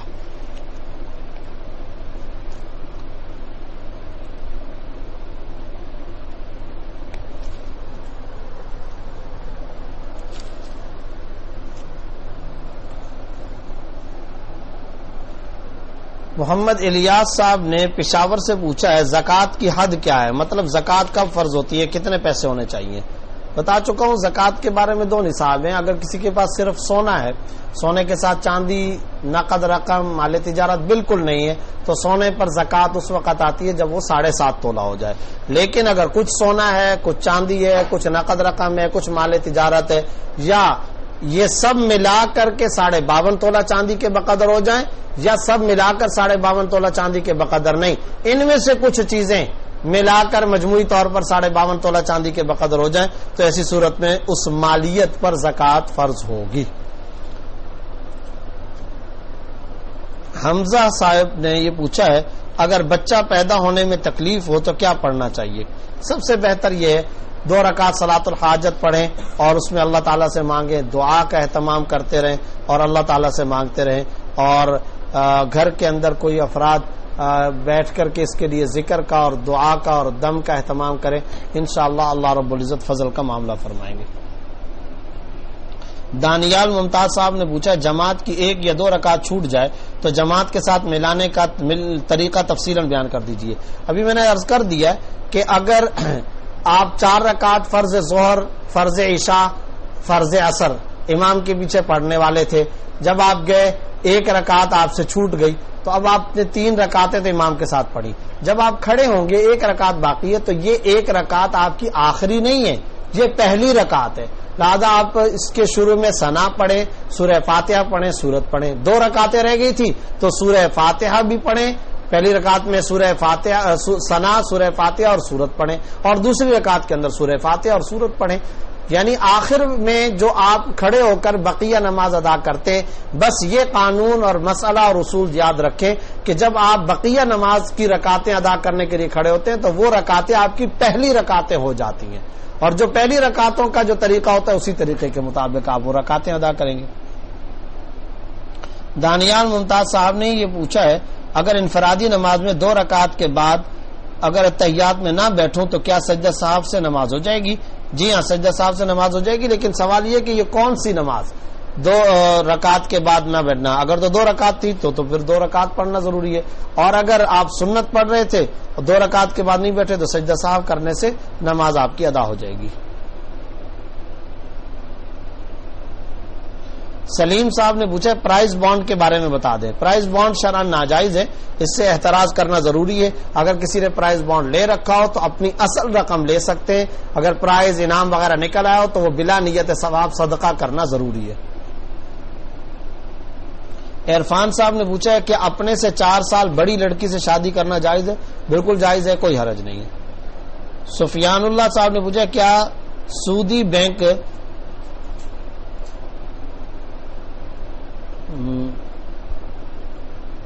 مشین سروس دے سکتے ہیں؟ نہیں، پتہ نہیں، یہ لفظ واضح نہیں ہے کہ یہ کیا لکھا گیا ہے۔ زاہد چودھری صاحب نے پوچھا کسی غیر مسلم لڑکی سے شادی جائز ہے جبکہ وہ اہل کتاب ہو؟ جی ہاں، اہل کتاب لڑکی سے تو ظاہر ہے کہ شادی جائز ہے، یعنی یہودی یا عیسائی لڑکی سے مسلمان مرد کے لیے نکاح کرنا جائز ہے، لیکن اس میں کچھ تفصیل ہے۔ ایک شرط تو اس میں یہ ہے کہ وہ باقاعدہ اہل کتاب ہو، آج کل تو عام طور پر امریکہ اور بہت سارے ایسے ممالک ہیں جن میں وہ اپنے آپ کو عیسائی یا یہودی کہتے ہیں، لیکن وہ عیسائی حقیقت میں ہوتے نہیں ہیں، لا مذہب ہو چکے، کمیونسٹ اور دہریہ ہو چکے. تو اگر وہ کمیونسٹ اور دہریہ اور لا مذہب ہے پھر تو نکاح درست نہیں ہے. اگر وہ واقعتاً عیسائی ہے، اہل کتاب ہے، جیسا کہ آپ نے سوال میں پوچھا ہے، تو پھر اس سے نکاح شرعاً درست ہے. لیکن یہ ہے فقہی اعتبار سے، فتوے کے اعتبار سے حکم. جہاں تک مشورے کا تعلق ہے تو آج کل کے حالات میں خاص طور پر مشورہ نہیں دیا جا سکتا، بلکہ آج کل کے حالات تو بہت ہی زیادہ خراب اور بگڑ چکے. حضرت عمر رضی اللہ تعالیٰ نے تو اس زمانے کے اندر اپنے دور خلافت میں باقاعدہ خطبہ دے کر کے یہ ارشاد فرمایا تھا کہ میں کسی حلال کو حرام نہیں کر سکتا، میں کسی حرام کو حلال نہیں کر سکتا، جو جائز ہے وہ جائز ہے، لیکن میں مشورہ یہ دیتا ہوں کہ مسلمان مرد اہل کتاب خواتین سے شادیاں نہ کریں، بعد میں آنے والی نسل اور بچوں پر اس کے غلط اثرات پڑیں گے، تربیت صحیح نہیں کر سکو گے، اس لیے مشورہ نہیں دیا جاتا. یہ اس زمانے میں حضرت عمر رضی اللہ تعالیٰ فرما رہے تھے. تو آج کل کے زمانے میں تو بطریق اولا اس کا اہتمام کرنا چاہیے، جبکہ خاص طور پر والد بھی عام طور پر دیندار نہیں ہوتا، تو ایسی صورت میں تو اور زیادہ بچنا چاہیے. تنزیلہ عمر صاحبہ نے پوچھا اگر کسی کو شادی کے بعد کوئی خاص خوشی نہ ملی ہو، نہ اولاد میں برکت اور نہ روزگار میں برکت، تو اس صورت میں کیا کرنا چاہیے؟ آپ کو کیا پتا کہ آپ کو خاص برکت نہیں ملی؟ یہ آپ کیسے فیصلہ کر سکتی ہیں؟ کیا آپ اندازہ کر سکتی ہیں؟ ہو سکتا ہے کہ آپ کی قسمت میں اور آپ کے ہاں آپ پر بہت بڑے مسائب، دکھ، ایکسیڈنٹ، تکلیفیں، موذی مرض، بیماریاں آنی ہو، لیکن اللہ رب العزت نے نکاح کی برکت سے ان سب کو ختم کر دیا ہو. اس کا فیصلہ کیسے کر سکتے ہیں؟ شکر گزاری کی زندگی اختیار کرنی چاہیے اور اللہ سے مسلسل مانگنا چاہیے. احمد وحید صاحب نے پوچھا نماز میں صورتیں ترتیب سے نہیں پڑھی تو کیا نماز ہو جائے گی؟ صورتیں ترتیب سے پڑھنی چاہیے، اور اگر بھولنے کی وجہ سے ترتیب سے آپ صورتیں نہیں پڑھ سکی تو کوئی گناہ نہیں ہے. سہو ہو گیا، نسیان ہو گیا، بھولنے کی وجہ سے ترتیب باقی نہیں رہی. لیکن اگر جان بوجھ کر ترتیب کو غلط کیا تو کراہت ہے، لیکن نماز بہرحال ہو جائے گی. عبداللہ صاحب نے نواب شاہ سے پوچھا مسجد میں مؤذن موجود ہے لیکن پھر بھی کوئی جماعتی اذان دے تو کیا کوئی حرج ہے؟ کوئی حرج تو نہیں ہے، لیکن عام طور پر جو باہر سے کوئی آدمی آتا ہے بعض اوقات اس کے الفاظ درست نہیں ہوتے، تو اس لیے جو پرماننٹ مؤذن ہے اسے اپنا کام کرنا چاہیے. احمد وحید صاحب نے پوچھا آفس میں مخلوط ماحول ہے، کیا کرنا چاہیے؟ مخلوط ماحول ہے تو اولاً خاتون کو روزگار اور کمائی کے لیے نکلنا نہیں چاہیے، کیونکہ اس کی تمام تر ذمہ داری اس کے والد، اگر وہ شادی شدہ نہیں ہے والد پر ہے، اور اگر شادی شدہ ہے تو اس کے شوہر پر ہے. شریعت نے اس کو کمانے کا مکلف اور ذمہ دار ہی نہیں بنایا. لیکن اگر کوئی خاتون ایسی ہے کہ مجبوری ہے، شوہر کما نہیں سکتا، یا شوہر کا انتقال ہو چکا ہے، یا والد نہیں ہے اور والد کا انتقال ہو چکا ہے، یا والد نفقہ نہیں دیتا، تو ایسی صورت میں ظاہر ہے مجبوری کے اندر خاتون کو نکلنے کی گنجائش ہے، وہ نکل سکتی ہے، کمائی کر سکتی ہیں. لیکن حدود شریعت کا لحاظ رکھے، اپنے طور پر پردے کا، اپنے طور پر تمام کی تمام شرعی احکام کا مکمل لحاظ رکھے اور مکمل خیال رکھے. یہ شرعاً لازم ہے. کسی سے بات چیت کرنی پڑے تو پھر بوقت ضرورت، محض بقدر ضرورت بات کرے، اس سے زیادہ بات چیت کرنے سے احتراز کرے. رئیس علی صاحب نے پوچھا بیوی بلا کسی عذر طلاق مانگے تو کس حد تک گناہ ہے؟ اگر بغیر عذر کے طلاق مانگتی ہے تو سخت ناجائز ہے، گناہ ہے. اور حدیث کے اندر ایسی خاتون، بلکہ اس سے بھی کمتر درجے والی خاتون پر خدا کی لعنت آئی ہے. تو جو بالکل ہی تعلق کو توڑنا چاہے اور بغیر عذر کے، تو اس پر تو کتنی لعنت ہوگی. حمیرہ خالد صاحب نے پوچھا غائبانہ نماز جنازہ کی شرائط کیا ہے؟ فقہ حنفی کے اندر غائبانہ نماز جنازہ شرعاً درست نہیں ہے، اس لیے غائبانہ نماز جنازہ کی فقہ حنفی میں کوئی الگ سے شرائط بھی ذکر نہیں کی جا سکتی. احمد وحید صاحب نے پوچھا سردی کی وجہ سے کیا فجر کی نماز گھر میں پڑھ سکتے ہیں؟ محض سردی کی وجہ سے جماعت کو ترک کرنا یہ تو درست بات نہیں ہے. ہاں اگر کوئی ایسی شدید سردی کا معاملہ ہو اور گرمائش حاصل کرنے کے لیے چادر لحاف نہ ہو، بیمار ہونے کا شدید خطرہ ہو، یا کوئی برفانی علاقہ ہو، تو اس میں تو چلو وقتی طور پر گنجائش ہو سکتی ہے، لیکن اس کی عادت بنا لینا یا معمول اختیار کر لینا درست نہیں ہے. کبیر صاحب نے پوچھا ہے کیا لون پر کار لے سکتے ہیں؟ اگر تو مالیاتی ادارے یا کنونشنل بینکوں وغیرہ سے تو جائز نہیں ہوتا، اس سے اعتراض کرنا ضروری ہے. اور اگر آپ لون پر کار سے مراد لے رہے ہیں قسطوں پر تو وہ جائز ہے. البتہ 2 شرطیں پہلے بھی بتا چکا ہوں. ایک یہ کہ کوئی ایک قیمت متعین کر دیں، دوسرا یہ کہ کسی وقت اگر قیمت کی ادائیگی میں تاخیر یا ٹال مٹول ہو تو پینلٹی یا اضافہ یا جرمانہ لگانے کی شرط نہ لگائی جائے. احمد وحید صاحبہ نے پوچھا کیا کار انشورنس جائز ہے؟ عام طور پر جو انشورنس کرائی جاتی ہے یہ شرعاً ناجائز ہے، اس سے احتراز کرنا ضروری. قانونی طور پر اگر مجبوری ہو تو مجبوری کے اندر یہ انشورنس کرا سکتے ہیں، مگر اس کا فائدہ حاصل کرنا جائز نہیں ہوگا. اظہر محمود صاحب نے پوچھا موبائل پر بغیر وضو کے قرآن پڑھ سکتے ہیں؟ جی ہاں پڑھ سکتے ہیں. خرم شہزاد صاحب نے سعودی عرب سے پوچھا ہے مجھے اللہ نے بیٹی سے نوازا ہے، مجھے کوئی نام تجویز کر دے. صحابیات کے ناموں میں سے کوئی نام رکھیں یا ازواج مطہرات کے ناموں میں سے کوئی نام رکھیں. مثلا فاطمہ ہے، عائشہ ہے، خدیجہ ہے، بہت پیارے پیارے نام ہے، زنیرہ ہے، اسی طریقے سے رومیسا بہت پیارا نام ہے، یہ نام رکھ سکتے. ان میں سے کوئی بھی نام رکھ لیں، یا کم از کم ایسا نام ہو جس کا معنی درست ہو، جیسے وردہ. اب وردہ کا معنی ہے گلاب کا پھول، تو یہ رکھ سکتے ہیں، کوئی حرج نہیں. اسپین سے زاز علی صاحب نے پوچھا ہے میں کسی کو عمرہ کروانا چاہتا ہوں تو کیا مجھے اس کو پیسے کا مالک بنانا پڑے گا یا ویسے ہی کروا سکتے ہیں؟ نہیں، مالک بنانے کی جو شرط ہے یہ تو زکوٰۃ کے اندر ہے کہ زکوٰۃ میں آپ وہ پیسے کسی کو دے دیں، باقاعدہ مالک کو قابض بنا کر حوالے کر دیں. لیکن اگر ویسے آپ کسی کو عمرہ کرانا چاہتے ہیں تو پھر پیسے وغیرہ کا مالک بنانا کوئی ضرورت نہیں، آپ انتظام کر دیں اور کسی کو بھی آپ ٹریول ایجنسی کے ذریعے سے بندوبست کر لیں، بس کافی ہے. آپ عمرہ کرائیں گے، بہت بڑا عمل ہے، بہت اجر و ثواب کا کام ہے، یقیناً آپ کو اس کے اوپر بہت اجر و ثواب ملے گا. سید محمد شاہ صاحب نے پوچھا ہے میرے پاس 30 لاکھ کی ملکیت ہے لیکن نقدی اتنی ہے کہ گزارا ہی چل پاتا ہے، تو کیا حج فرض ہے؟ 30 لاکھ کی ملکیت سے کیا مراد ہے؟ مکان؟ اگر تو مکان ہے وہ تو ظاہر ہے کہ ضرورت کے اندر ہے. اس کے علاوہ، مکان کے علاوہ جو ضرورت زندگی ہے، مثلا کار ہے، موٹر سائیکل ہے، فریج ہے، واشنگ مشین ہے، کراکری کا سامان ہے، مکان ہے، گھر ہے، تو ان تمام چیزوں کے علاوہ دیکھنا پڑتا ہے کہ کیا آپ کے پاس مکہ مکرمہ آنے جانے کا حج کا خرچہ پورا ہے یا نہیں. اگر ہے تو پھر حج فرض ہے.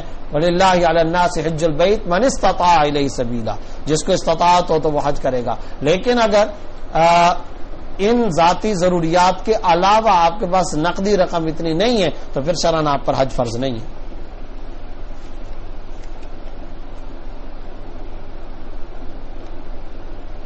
چودھری طاہر مجید صاحب نے پوچھا اذان مغرب کے بعد کتنا وقت ہوتا ہے؟ مجھے گھر تک پہنچنے میں ٹائم ختم ہو جاتا ہے. کیا مطلب گھر تک پہنچنے میں؟ اذان مغرب کے بعد تو گھر تک پہنچنے کا تو کوئی سوال نہیں ہونا چاہیے، مسجد تک پہنچنے کا سوال ہونا چاہیے. اور مغرب کا وقت کب تک ہوتا ہے اگر یہ پوچھتے ہیں تو مغرب کا وقت عشاء کے وقت کے شروع ہونے سے پہلے پہلے تک ہے، لیکن اتنی تاخیر کرنا یہ مکروہ ہے، اس سے اعتراض کیا جائے. جلد سے جلد مغرب کی نماز ادا کرنی چاہیے. عباد اللہ صاحب نے پوچھا کیا جانوروں اور پرندوں کا شکار شریعت میں درست ہے؟ جی ہاں درست ہے، البتہ اس کو کھانے کے لیے شرعاً شرط ہے کہ شرعی شرائط پائی جائیں. مثلا اگر فائرنگ اور گولی وغیرہ سے مارا ہے تو پھر وہ پرندہ جس وقت آپ کے ہاتھ کے اندر آئے اس میں سانس ہونا چاہیے اور آپ چھری پھیریں، ذبح کریں، تب جا کر وہ آپ کے لیے حلال ہوگا. محمد عابد صاحب نے پوچھا بیئر پینا کیسے حلال ہے یا حرام؟ حرام ہے، یہ تو شراب ہی ہے، شراب کی قسم ہے، اس سے احتراز کرنا ضروری ہے. مفتی سلیم اللہ صاحب نے پوچھا زبان سے تلفظ کے بغیر 3 طلاق کے پیپر پر دستخط کرنے سے طلاق ہوتی ہے؟ جی ہاں ہو جاتی ہے. جب اس نے پڑھ لیا ہے کہ یہاں 3 طلاقیں لکھی ہوئی ہیں اور پھر پڑھ کر کے اس نے دستخط کیے تو 3 طلاقیں ہو جائیں گی.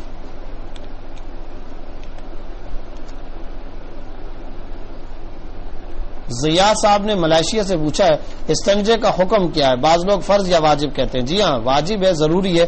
اگر سفر میں ہو تو کیا کرے؟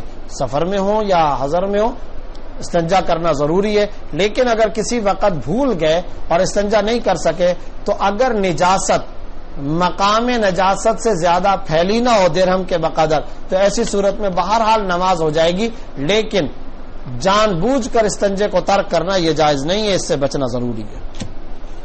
آج کی نشست میں انہی سوالات کے جوابات پر اکتفا کرتا ہوں. واٹس ایپ کے ذریعے سے آپ نے جو سوالات بھیجے ہیں وہ ابھی اس میں سے کچھ باقی ہیں. انشاءاللہ اگلی نشست میں ان سوالات کے ساتھ دوبارہ حاضر ہوں گا. اور آپ کے مزید سوالات کے ساتھ بھی اس وقت تک کے لیے اجازت۔ السلام علیکم ورحمۃ اللہ وبرکاتہ۔